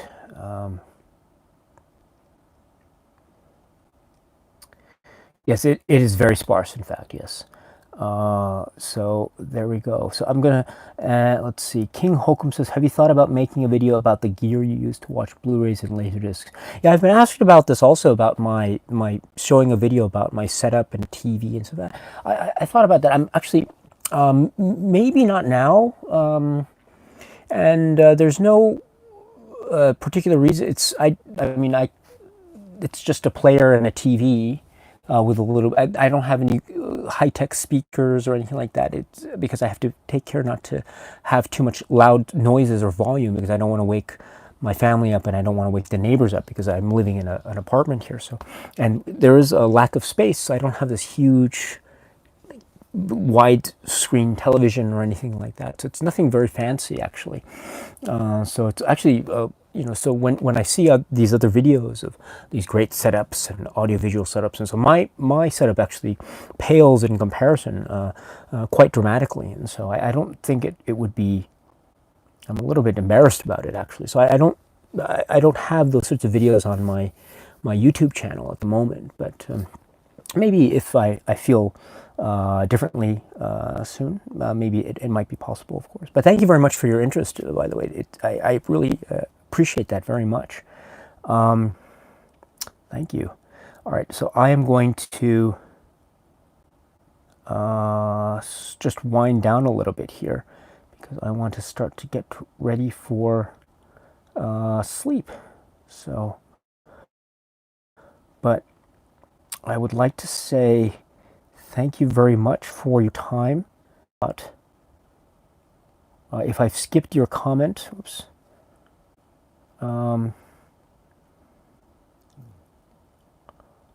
Let's see. I'm just scrolling through. Just if I've missed you, I apologize. It's not my intention to. It's just I'm just doing my best to keep up here. But even my best is not good enough most of the time, I realize. So let's see.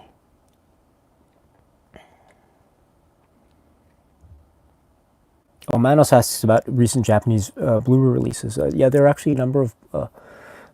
You mentioned The Wanderers. It's very good. I'm very impressed that you mentioned that. So yes, that was released recently on Blu-ray. I haven't gotten it yet. I'm probably going to try to get that later this month. I have it on DVD. There are a number of other ATG films that I'm very surprised. Some of them have been out of print on DVD for quite a while, not quite a while, but maybe for a few months, maybe a year, that have slowly been coming to Blu-ray thanks to King Records. And so there are a number of those ATG films that are coming. So I'm trying to upgrade my collection. I have all of the ATG films on Blu-ray, DVD, and or VHS, except for a couple, or maybe 3, that have never been released on a physical media form, at least as far as I'm aware. Not counting any bootlegs if they exist, but yeah, it would be a matter of just upgrading those titles onto Blu-ray. It would be great. Oh gosh, it would be so great to talk about ATG films one of these days on this channel. again, just so many things to do, so little time. But that would be so wonderful to talk about. I'm actually looking at, you can't see it, but there's another shelf over there, and I'm looking at it, and I can see all the ATG films lined up rather messily on the shelf there. And so it's really, really great. I just, do I have it here somewhere? What was it when I was just watching last night? This is actually on DVD. I just watched this last night. It's a, I don't know if that'd be interesting to you. And it's a very famous film, but I don't know if it's been available in the United States or in North America or Europe. But this is the one I saw. This is a DVD. It's rather an older release, so it's not that significant a release in terms of its collectability or anything like that. But Typhoon Club. So one of the it's a really fascinating work, highly regarded. Again, I don't know if it's made available. It'd be great to have, but all right. I have to start winding down here. So let me say I apologize if my my discussion went over and I skipped any of your commentary. Again, it wasn't my intention to do any long live stream, but I see I've gone over an hour and a half here, so that's a very long time. So sorry about that. And again, I really have to apologize. I don't plan these very well, but I was just so happy to I was so happy to receive all those comments on the favorite films video. Really was very happy, and so I just wanted to share with you my gratitude, my thanks, and so thank you very much for that. And oh, Jim Tudor's here. Hello, nice to see you, my dear friend. I hope you're well. Huh, that's great. Let's see. Mike says thank you. Yes. So so thank you very much, my friend, for joining at such short notice. I really appreciate it, and I'm so sorry again for not planning these out. Again, it's just I just wanted to express my gratitude, and also to share with you the information about the Arrow sale that's going on. And if you're interested in that, you should check out the Arrow site. And yes, now we're in October, so you know, there are a lot of YouTube channels that are doing like whatever it is, Halloween themed videos and such. And oh gosh, I'd love to do that one of these days, but it's hard for me to put together a good video like that. So I'll just do the best I can with the John Carpenter stuff, and I'll try to aim to get all those done in October, but I'm looking at the schedule and I don't know if it's going to be possible, but I'll do my very best. And so Elvis will be up soon, and after that I think we'll be talking about The Fog, John Carpenter's The Fog, which is one of my favorite John Carpenter films.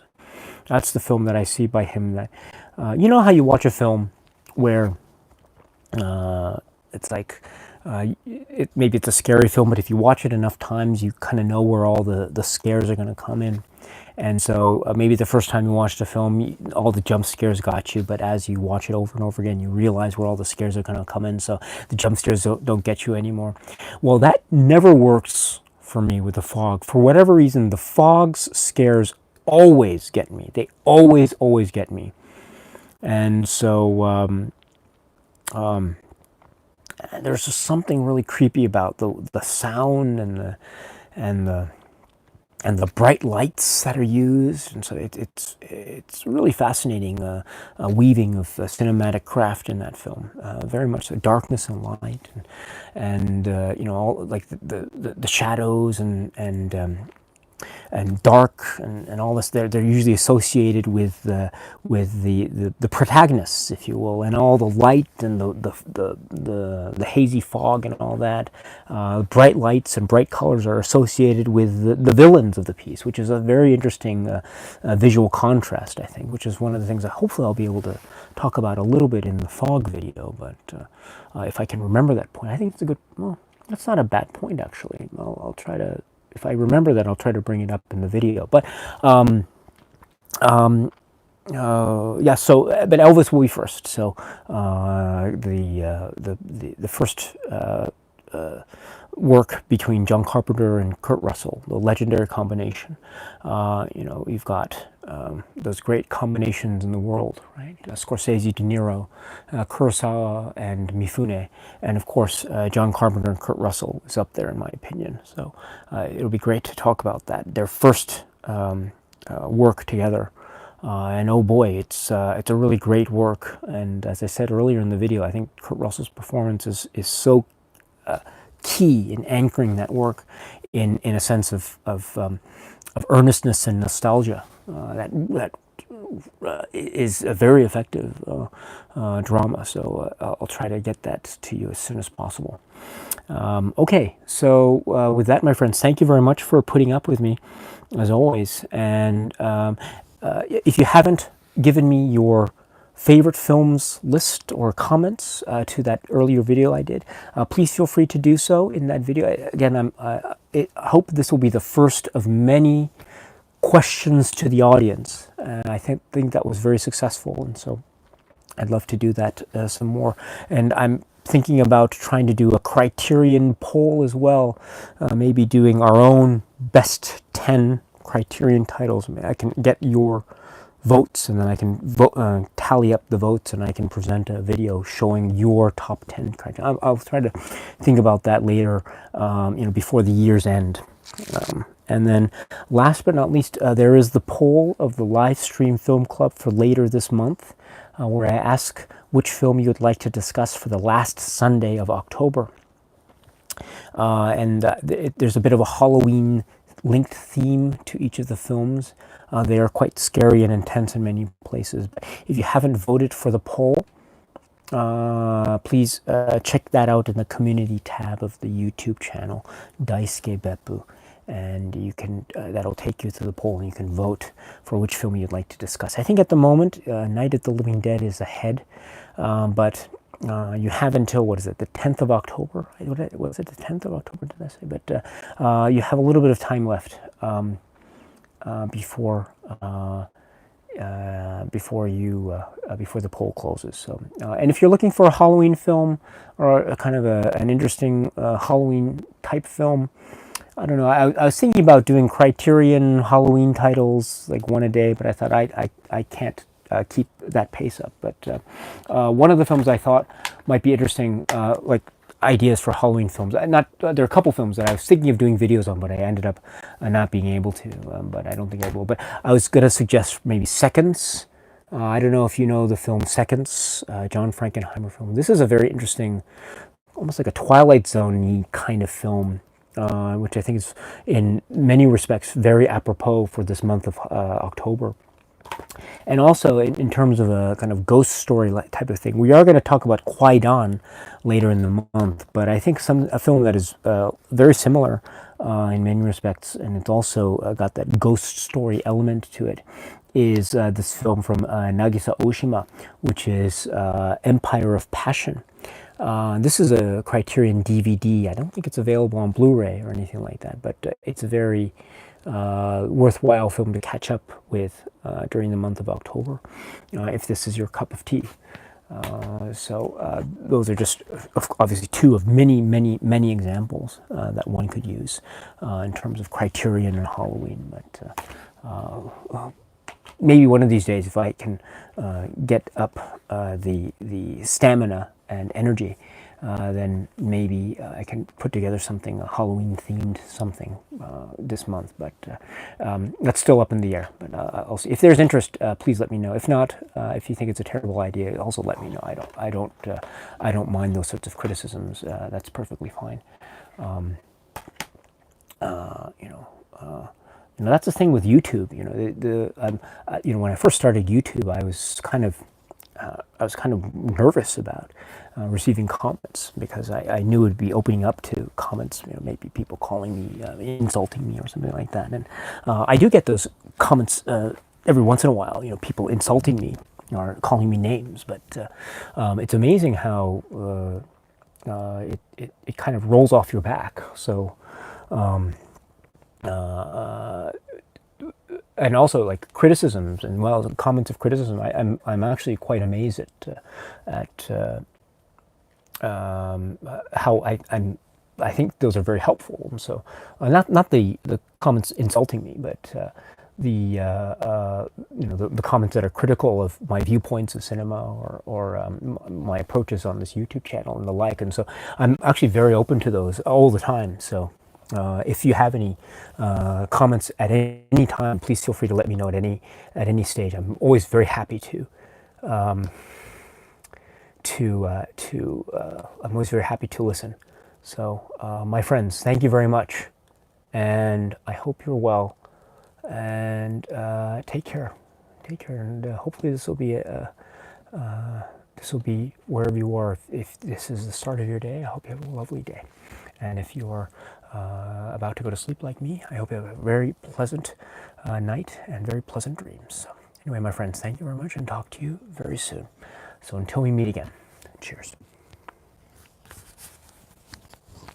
Okay. Oh, Dungeon Studio, my friend. Hello. So I'm catching you, or you're catching me as I'm about to leave. So. I don't know if you have a couple minutes. Maybe okay. I'll talk to you. Yes, I'll stay on for a couple minutes. It's worth staying for my dear friend Dungeon Studio. So how are you doing, my friend? I hope you're doing well. If you're still here, I hope. But it's nice to see you.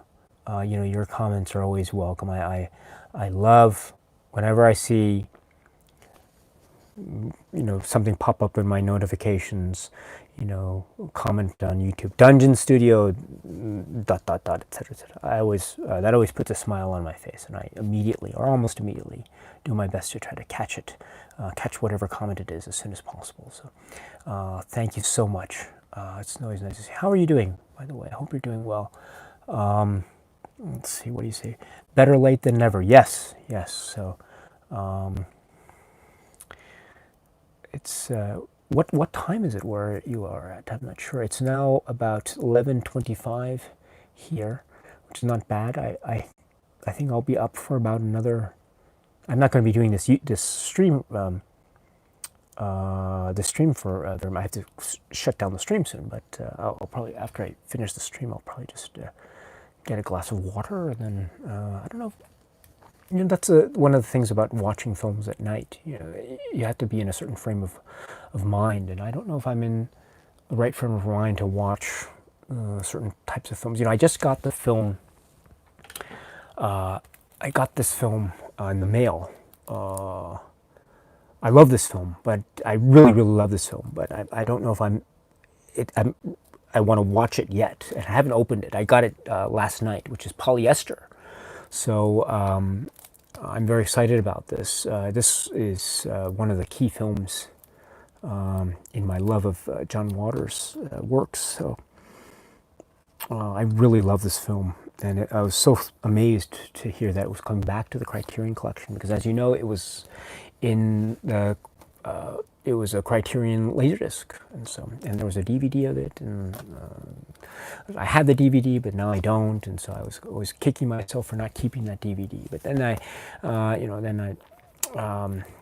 then this was announced, and so things are now, everything is right with the world, and so I was very happy about that. But I'm not sure if I'm in the right frame of mind to watch this right now. Gosh, I might need something else, or maybe I just chill. What was that? There's that great, like, I forget the program, but I remember this thing where it was like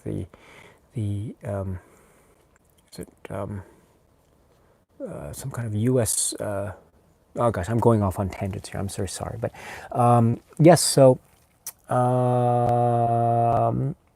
Oh, and so it's 10:30 a.m. where you are, so that's great. And it's nice to see that there is a Mike Eli just makes a Godfather 3 reference. So just when I thought I'm out, or just when I think I'm out, they pull me back in. Yes, yes, yes. So what does that make me? Does that make me Joey Zaza? Or I don't know if that makes me Joey Zaza, right? Probably makes me more like, is that Altobello? So Altobello or Lucchese, probably Altobello. Yeah. So I think Altobello was one of the great characters in Godfather 3. I thought he was really, that was a great character. I mean, he's I mean, nothing will top someone like Hyman Roth, of course, but in terms of antagonists. But I thought Altobello was so great. And I love. Well, I don't want to get too much into the Godfather Part 2, but that's such a great. I really like Godfather 3. Actually, there are some issues I have with the film, but I mean, the main issue I have with is the absence of Tom Hagen. I understand the reasons behind Robert Duvall not being involved in the final product of the film, of course, but it really needed to have Tom Hagen in the film. I really think that way, and it was a shame that Tom Hagen. What happened to his character was it was like, you know, just one line, and that was it, and he was never acknowledged again. And his character was kind of replaced by George Hamilton. What's his name? BJ, I think, but who I thought was actually very good in the film. I thought George Hamilton was fine in the film, but it really needed Tom Hagen and Tom Hagen's presence, and the fact that he wasn't there, I thought was great. I mean, I think for my money, one of the great film scenes in Godfather Part 2 is the scene between Tom Hagen and Frank Pentangeli near the end there, when Frank Pentangeli's Corleone was like the Roman Empire, and then Tom Hagen. That was like, Tom Hagen was there for a reason, of course, that we know what transpires. That's one of the great. I love that scene so much, and that the music is layered into that. I think it's on the soundtrack. It's the first part of Nina Nana Michele, I think, and it then leads into the song Nina Nana Michele, which is sung in the midway point of The Godfather Part 2, at a very key point with respect to what happened to Robert De Niro, or what Robert De Niro's Vito Corleone does in that film. One of the key existential moments, according to Robert Town. Right, one of the key existential moments in terms of Vito Corleone's existence, and also Michael Corleone's existence, with respect to Fanucci, right? But why was I good? So yes, right. Why was I saying yes? So of course, yes. So Mike Eli, yes. I'm probably I am Altobello to your Michael Corleone, I suppose. So anyway. Yeah, it's really great. So, and GR62 says it's sad that anyone would insult such an upstanding. Oh, thank you for it's very kind. Oh, no, no, no, no, no, no. That's fine. That's fine. Like I got a comment. I think it was like the Criterion, like my Criterion reaction video or something to like the releases or something, and someone was saying, like, oh, you're an imbecile. Like, it was kind of a nonsensical comment, I thought, and I thought I don't. I think I think it was coming from the right place, because there was a love of cinema there. Because I think it was talking about the film Nights of Cabiria. But I get those comments occasionally. Like some people sometimes say, like, oh, why are you reacting this way to the Godzilla set or something like that? You're like a child or something. And I never really understood those sorts of comments, because I can understand if someone doesn't like Godzilla being at Spine 1000, but I never understood why. I never understood why the like someone's excitement for something would be cause for vitriol. I never understood that, and but I mean, I can kind of get it, and so that's I mean, I think I replied to that particular comment, saying, "Oh, I'm sorry you reacted that way, but there are many YouTube channels that serve cinema tastes and interests, and so I think my channel wasn't the run for this particular person. I think that's fine. I don't think that I'm not sure if my channel is meant for everyone, actually. So I do get the occasional I don't quite understand what this is going for, but I don't, at the same time, I am. How should I put it? I'm okay with, like, someone says, "Oh, you have stupid glasses." I'm okay with that, or like, "You have bad taste." I'm okay with that, or "You're an idiot," or something. I'm okay with that as well.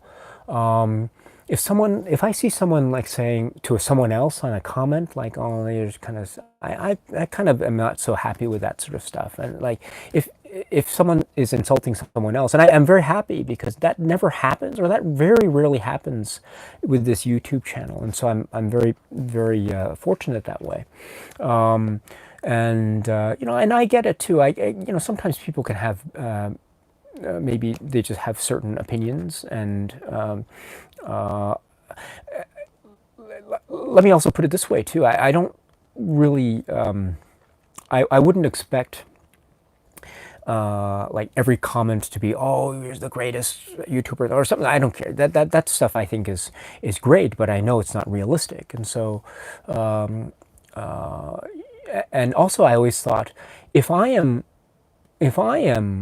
making videos about films, and I am saying maybe good things about a film or not so good things about a film, then I should be able, therefore, to say, okay, I can take negative criticism as well, because I think if artists, I'm not an artist, but if an artist makes art and it's subjected to both positive and negative criticism, then I, with my, very small YouTube thing, should be able to have a similar kind of threshold, I thought. And so that's the way I view it. And so I think that there's no problem with that. So I don't ban any comments.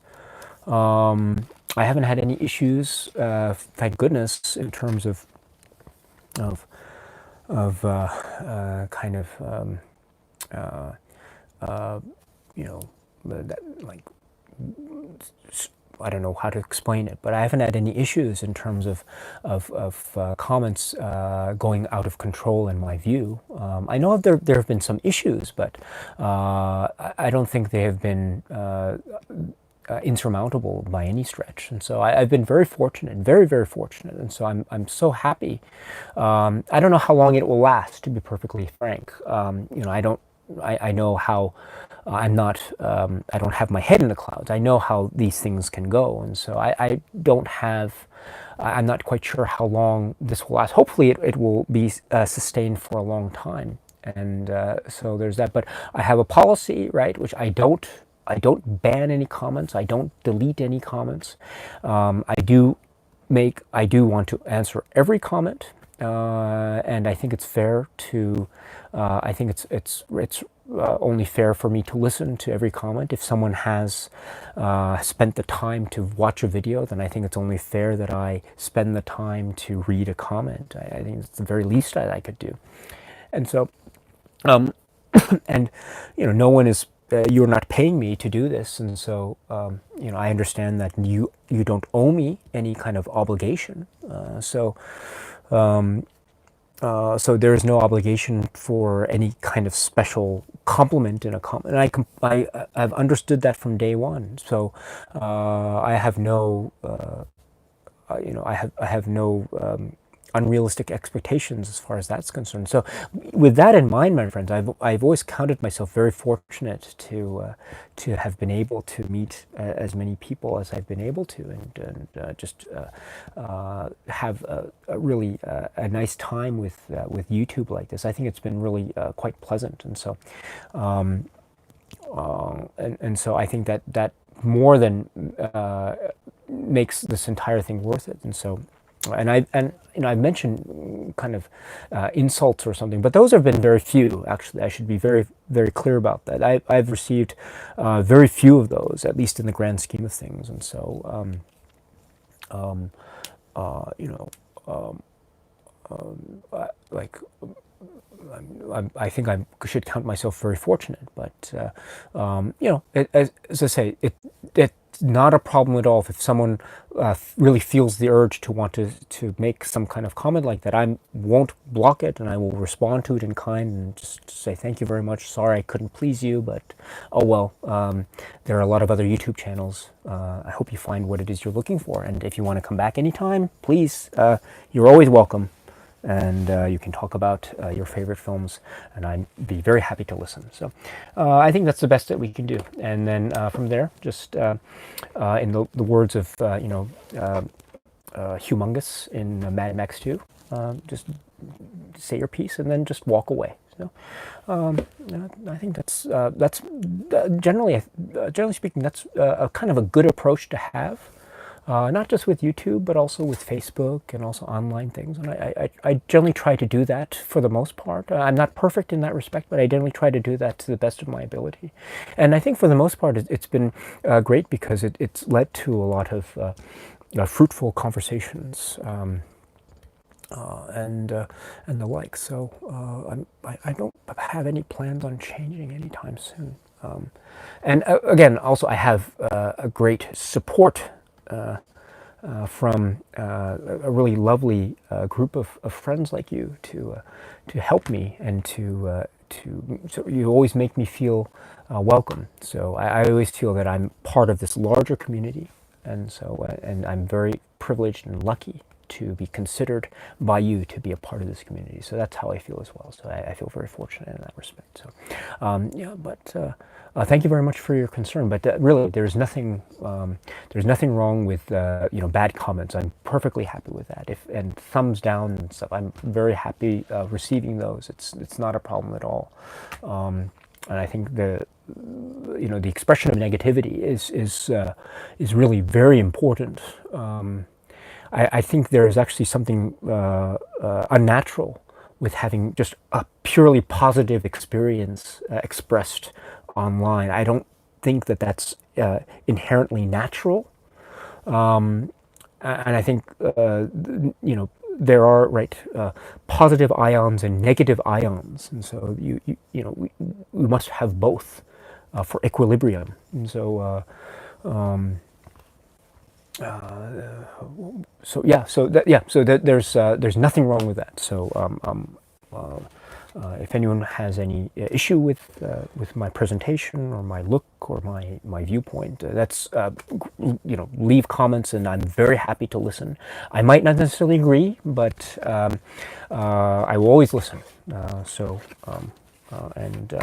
I'm always open to that, and even after that, my hope is we might become friends, and we can talk about your favorite films. That's always my hope. So, and yeah, so that's it. So, anyway, great. Okay, so Manos Emantil says the bad comment was probably from the teacher you made watch Casino. Probably, I was never able to yes, maybe I was never able to live that down. You know, Casino, and Pete 1972 says, have you ever watched more good bad films similar to The Room, like Troll 2? Yes, Troll 2. I love Troll 2. A Plan N for Outer Space. Yes. You know, Plan N for Outer Space. I love that line, you know, your stupid mind, stupid. And Samurai Cop. Yes, of course, Samurai Cop. There's a great I would add to that one of my favorite So Bad It's Good films. I don't know if you know this. I mean, it's I think very apropos for Halloween in October. But it's if you're interested in a really bad horror film, when I say bad, it's actually it's genius. It's the film called was Nail Gun Massacre. Nail Gun Massacre. Now that is a film that is, I think, on the summit, right? It's Mount Everest in terms of this kind of film. It's a really one of a kind experience. I wouldn't recommend spending a lot of money trying to find it and buy it, but if you can find it for a relatively cheap price, I would recommend at least hunting it down. Nail Gun Massacre. It's a really great film in the same vein as the films that you named. Let's see. And oh yes, and Mike says, "Love that you've incorporated your glasses into your intro logo." There. Oh, thank you. You know, the intro, actually that wasn't my idea to begin with. Actually, the logo was something that was done for me for a very good dear friend of mine who is a graphic designer, and he did it for me for free.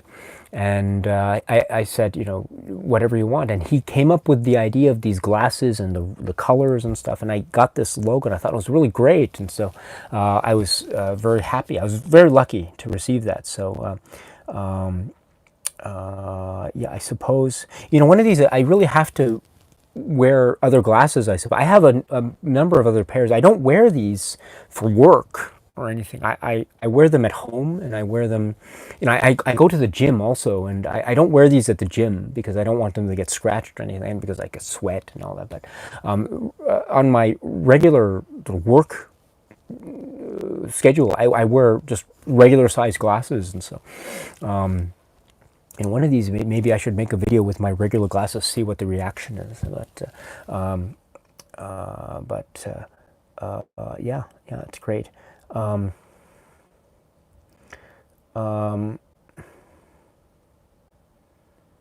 Yeah, you know, and Manos says it wasn't Showgirls available for the school tour. It could have been. I don't quite remember what the other videos were available, but you know, actually, I think there are a lot of things that are really good about Showgirls. Actually, quite a number of things that are good about Showgirls. But maybe I'll get into that later. I do have some issues with the film, but actually I have more positive things to say about that film than negative, actually. But yeah. So let's see.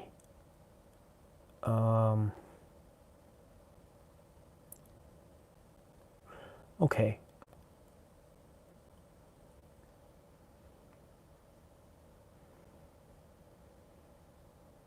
Oh, I didn't know that. So Dungeon Studio says, the glasses always remind me of George A. Romero, who's buried near me. So I always feel it's karma. Oh, that's very interesting. I didn't know the closeness in proximity, geographical location of his resting place. That's very interesting. That's you know, I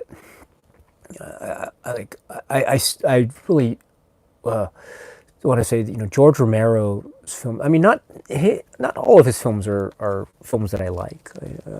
I know his filmography is somewhat varied in terms of quality. I get that, but the films that he made that were brilliant. They were really, really game-changing, brilliant, and I mean,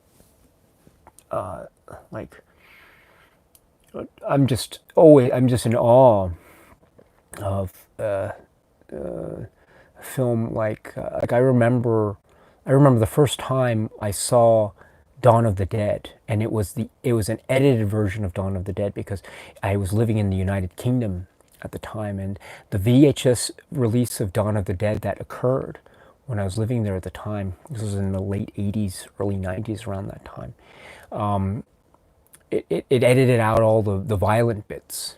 And so it was really truncated, and you could tell where the edits were. They were hard edits, and so it was a little bit of a shame. But I still got into the spirit of the film. It was really weird because on the one hand, I think I think there was a version of Day of the Dead which was not edited, so you had all these scenes of like gross scenes in there, but you couldn't get the gross scenes in Dawn of the Dead for whatever reason. But anyway, you could see it now, of course. But even so, I fell in love immediately, and I loved its charm. And you know what was so great about it? It was so great about Dawn of the Dead, I think more than anything else. I love Day of the Dead, don't get me wrong. I love Night of the Living Dead, don't get me wrong. But what was so great about Dawn of the Dead, more than anything else with me, was the fact that it was so palpable. It was so palpable. You could tell, you could tell it was like bluish. The gray makeup turned blue on camera, registered blue on camera. You could kind of tell when zombies were thrown off of the second story, they suddenly turned into dummies. They weren't really like mannequins. You could see all the cuts and stuff, and you could kind of tell where all the magic of Tom Savini came in terms of the special effects that were employed on camera, of course. Reverse and all the you could kind of tell what was going on, but that was the beauty of it. That was one of the great things of watching Dawn of the Dead as a kid, because you could see all this stuff. And at the time, with Fangoria and Tom Savini as King, and trying to, it was a dream. It was one of the dreams of being a little boy growing up in the 80s like this, when you had all these like splatter films and gore films and stuff. I mean, one of the great joys of watching these films was the idea that, you could get behind the craft. You could figure out how they were putting this stuff together. And that lent itself to the notion of, this is not only just a piece of fantasy art that you're investing your imagination in, but it's also like something that you can appreciate the art of film craft and filmmaking. And so that's why I love horror films so much, not only because of the shocks and thrills and scares that they provide, but also they provided me with great memories of growing up. And I wanted to be a filmmaker when I was growing up as a little kid. And I wanted to be in special effects, and I wanted to learn all about all this, how they made this stuff here and there. And that led into considerations about how to shoot things and how to light things and how to create the illusion of certain effects over others. And that was how this love of cinema, I think, began for me in earnest. I think in large part anyway. And I think the key film in that discovery process was Dawn of the Dead, was George A. Romero's Dawn of the Dead, and I will never ever forget that. And so, to pay respect to the man, as not only an homage, but also to pay respect to the man for giving me this opportunity to fall in love with the craft of cinema, I suppose the very least I could do was try to pay respect to his ultra cool eyewear. And so I happened across these glasses one day. I saw them and I said, oh gosh, I know they're not the same, but they look almost exactly like those pairs that George A. Romero wore, especially during the later part of his career. You could see them in interviews and stuff. And when I saw these glasses, I said, I have to get them. And I got them. And for the longest time, I couldn't put in the lenses because no ordinary glasses store that I usually go, they weren't equipped to insert the lenses with my prescription. And so for the longest time, I was not able to wear these glasses properly because I couldn't fit in my prescription lenses in. But I found a store in Tokyo that was able to do so. And so I had to do a little bit of a special order, but I was so happy to do it.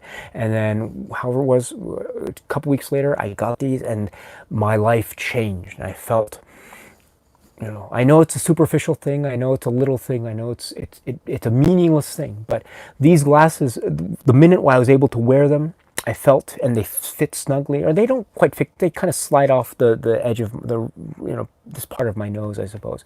It's sort of like, the thing with glasses in 12 Angry Men. Remember that? I get the little marks on the side of my nose there. But that's beside the point. That's a little minor inconvenience. Only minor. The positive more than outweighs the negative. But the minute I put these on, I felt, that even as superficial as it might be, I felt a little bit closer to the spirit of George Romero. And, I'm not in any way even within the same ballpark. I'm not in the same league as the great George A. Romero, the artist, the man that was George A. Romero. I'm nowhere near his greatness, and will never ever will be. I don't claim to be. I don't claim that at all, ever.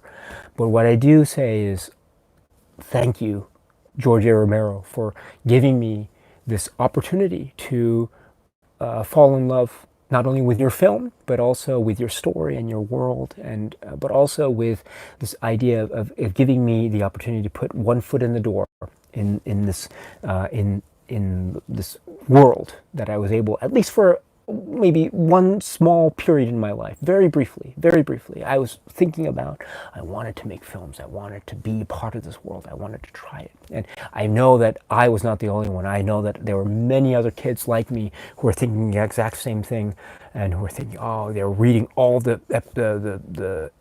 issues of Fangoria magazine, and they were doing all, and they were looking at this stuff. But that was one of the great things about horror films, which was that of the time, and it was because you could tell what the craft was. At least I could, and I know many other people. That was one of the beautiful things about it. And so, George A. Romero, you have my eternal thanks and gratitude.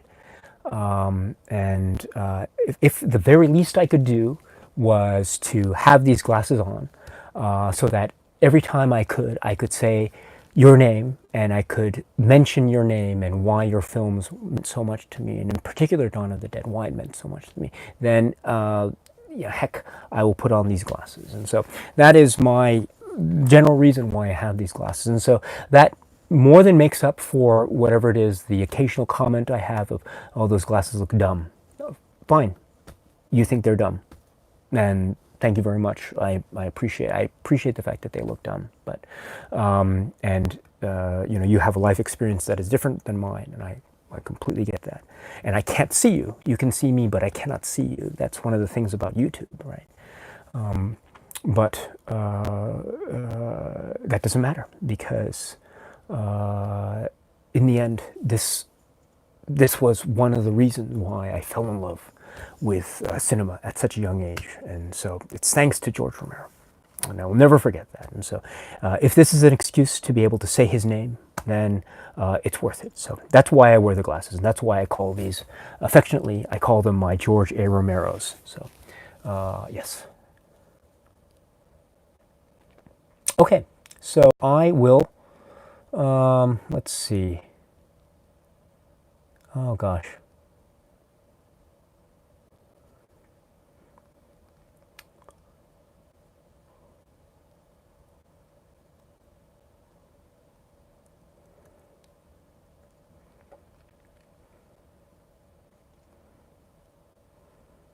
Oh, Carl, hello.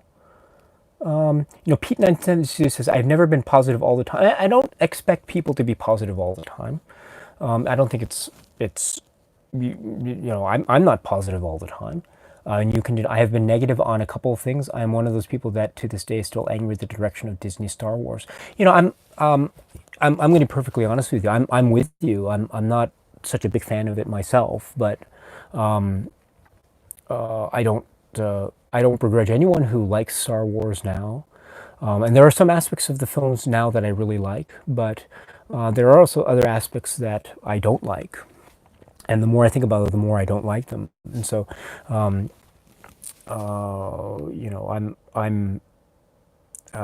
but at the end of the day, also, I am also, as much as I love the Star Wars films, I will always have those films there.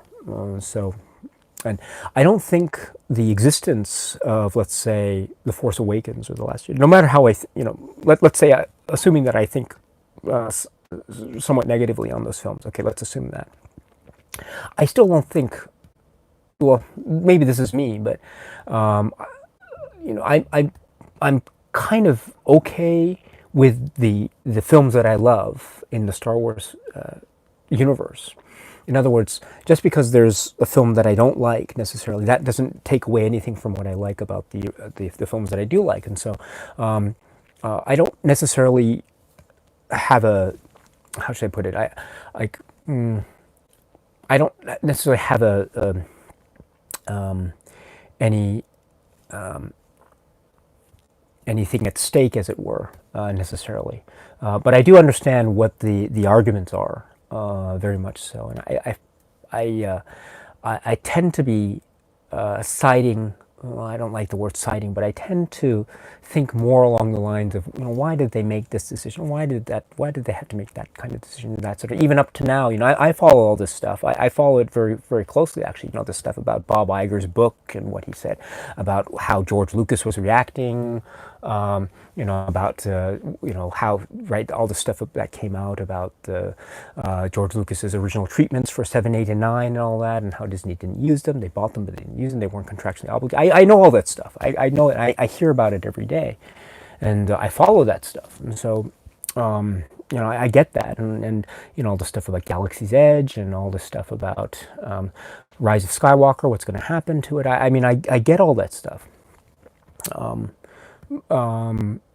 Because it's part of the news feed that I'm currently hooked up with. But I don't like, how should I put it? I'm at this point where I guess I'm a little bit more passive, I suppose, when it comes to that sort of thing.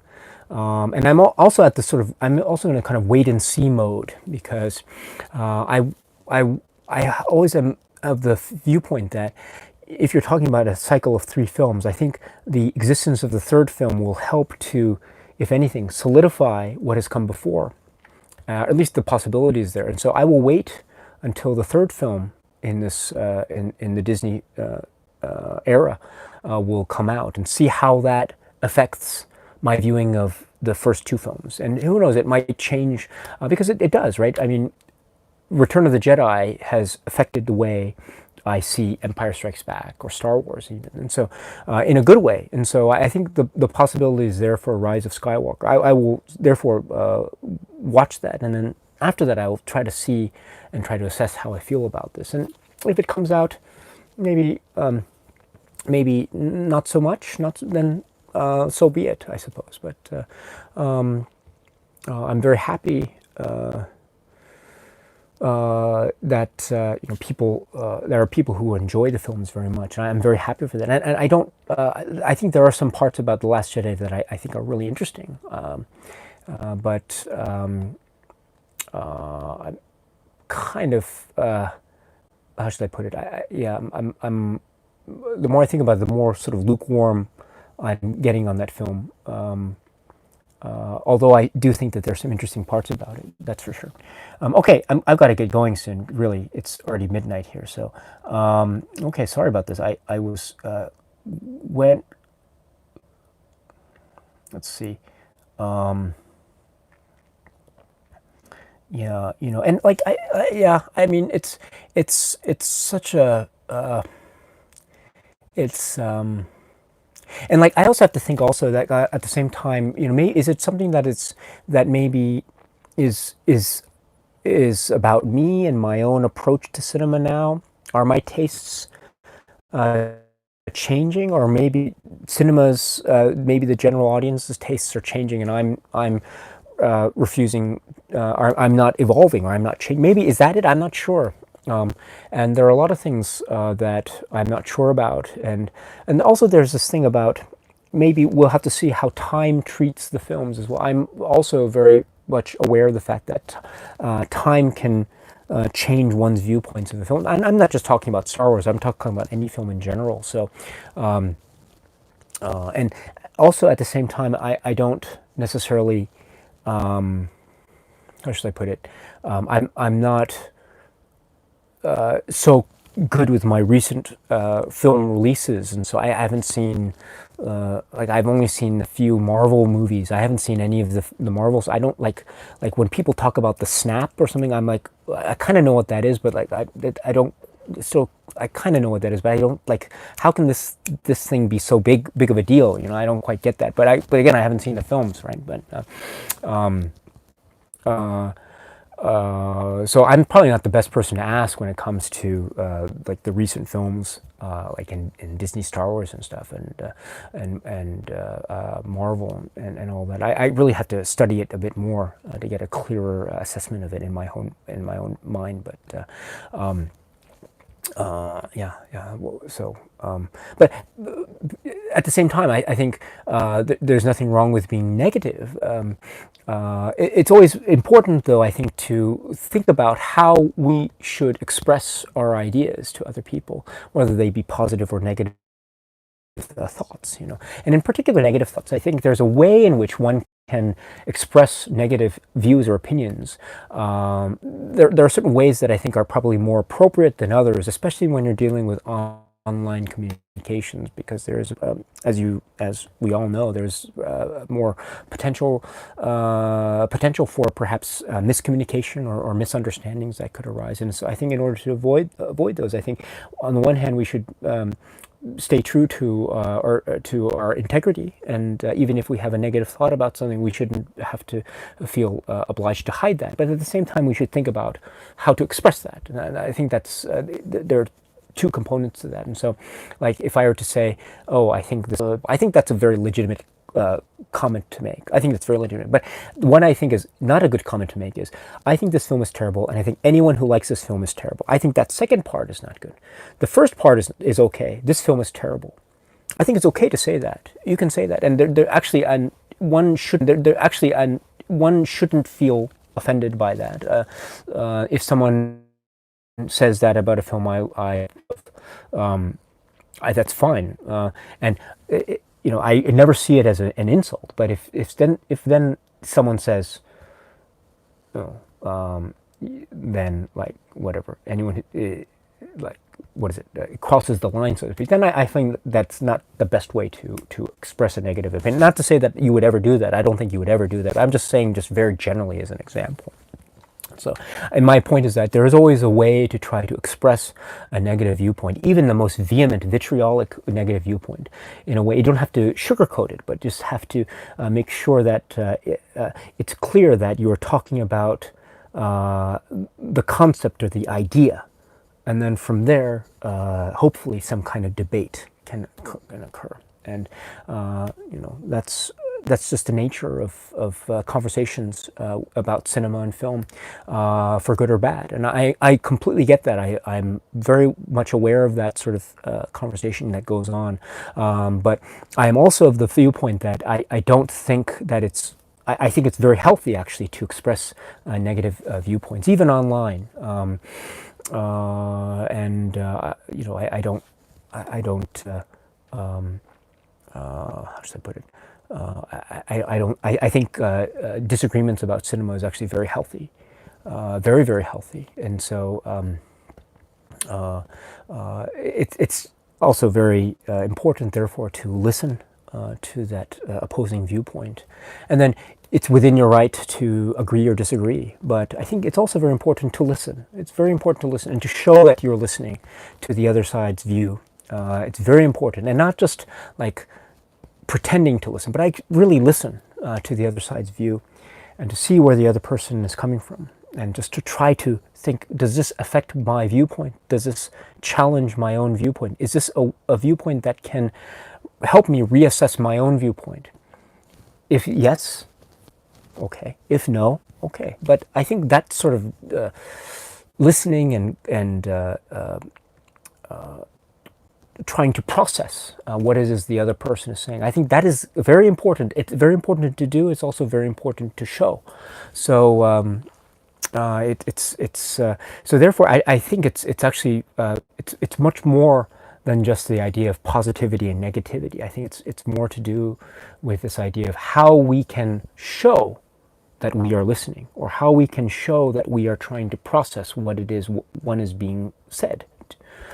And then out of that processing, what is our conclusion? Do we agree? Do we disagree?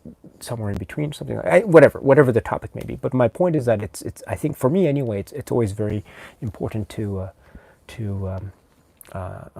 process whatever it is that the opinion is. And so and even so I don't have any like, how should I put it? I don't like to and for me, sometimes the processing can take a lot of time, and it doesn't always happen instantaneously on the spot, but it might take days, weeks, maybe even months, or maybe even years, who knows. But I think it's very important, at least for me, to try to do that, because again, it always comes down to what I always try to say here, which is the one of the purposes of this channel, for me anyway, is to listen to you, to everyone, because that is very important to me in my own film journey, and because I know that I cannot watch films in a vacuum. I can't. It's impossible. I would never get the wide breadth of scope of the experience that I would so seek and yearn to achieve without the input of others. And that input is very important to me. I think it's equally as important as the film experience itself. And so, because a lot of things about cinema is it can be very solitary. It's just you and the cinema and the film, and that can be a very potentially solitary experience, at least for me anyway. And so I always try to avoid that as best as possible, because I'm afraid of being alone. I don't want to be alone. I want to have the shared communal experience, or I want to be a part of that as much as possible. And I think part of that is therefore trying to listen to what other people have to say, their tastes and their viewpoint here, their recommendation there, and that sort of thing. That opens things up for me tenfold, 100-fold, and so that's one of the main reasons for doing this YouTube thing. And I think negative viewpoints are par for the course, and I think very rightly so. So I'm very happy to receive those and be part of the dialogue, even if it's from afar. Listen to the dialogue and conversation to see what's going on, and so that's where I am at the moment with Star Wars. But we shall see. We shall see. But, anyway, let's see. Sorry about this. I'm just going off. Yes. So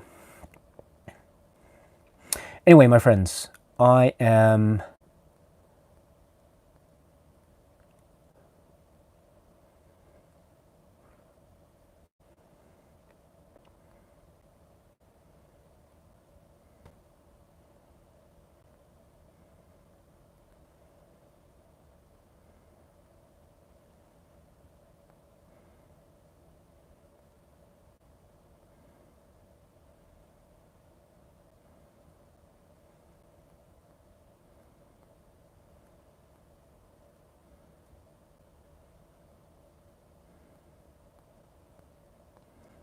Oh yes, yes, yes.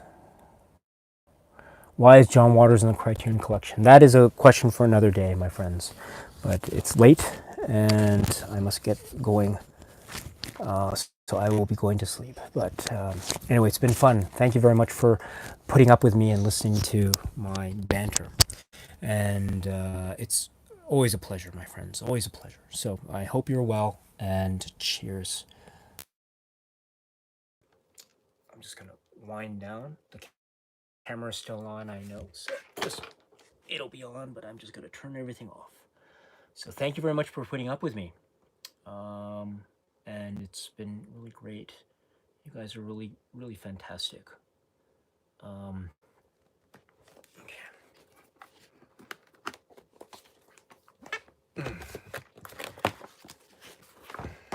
It went dead, but I'm just gonna turn it off now. So thank you very much, and take care. Bye-bye. There we go.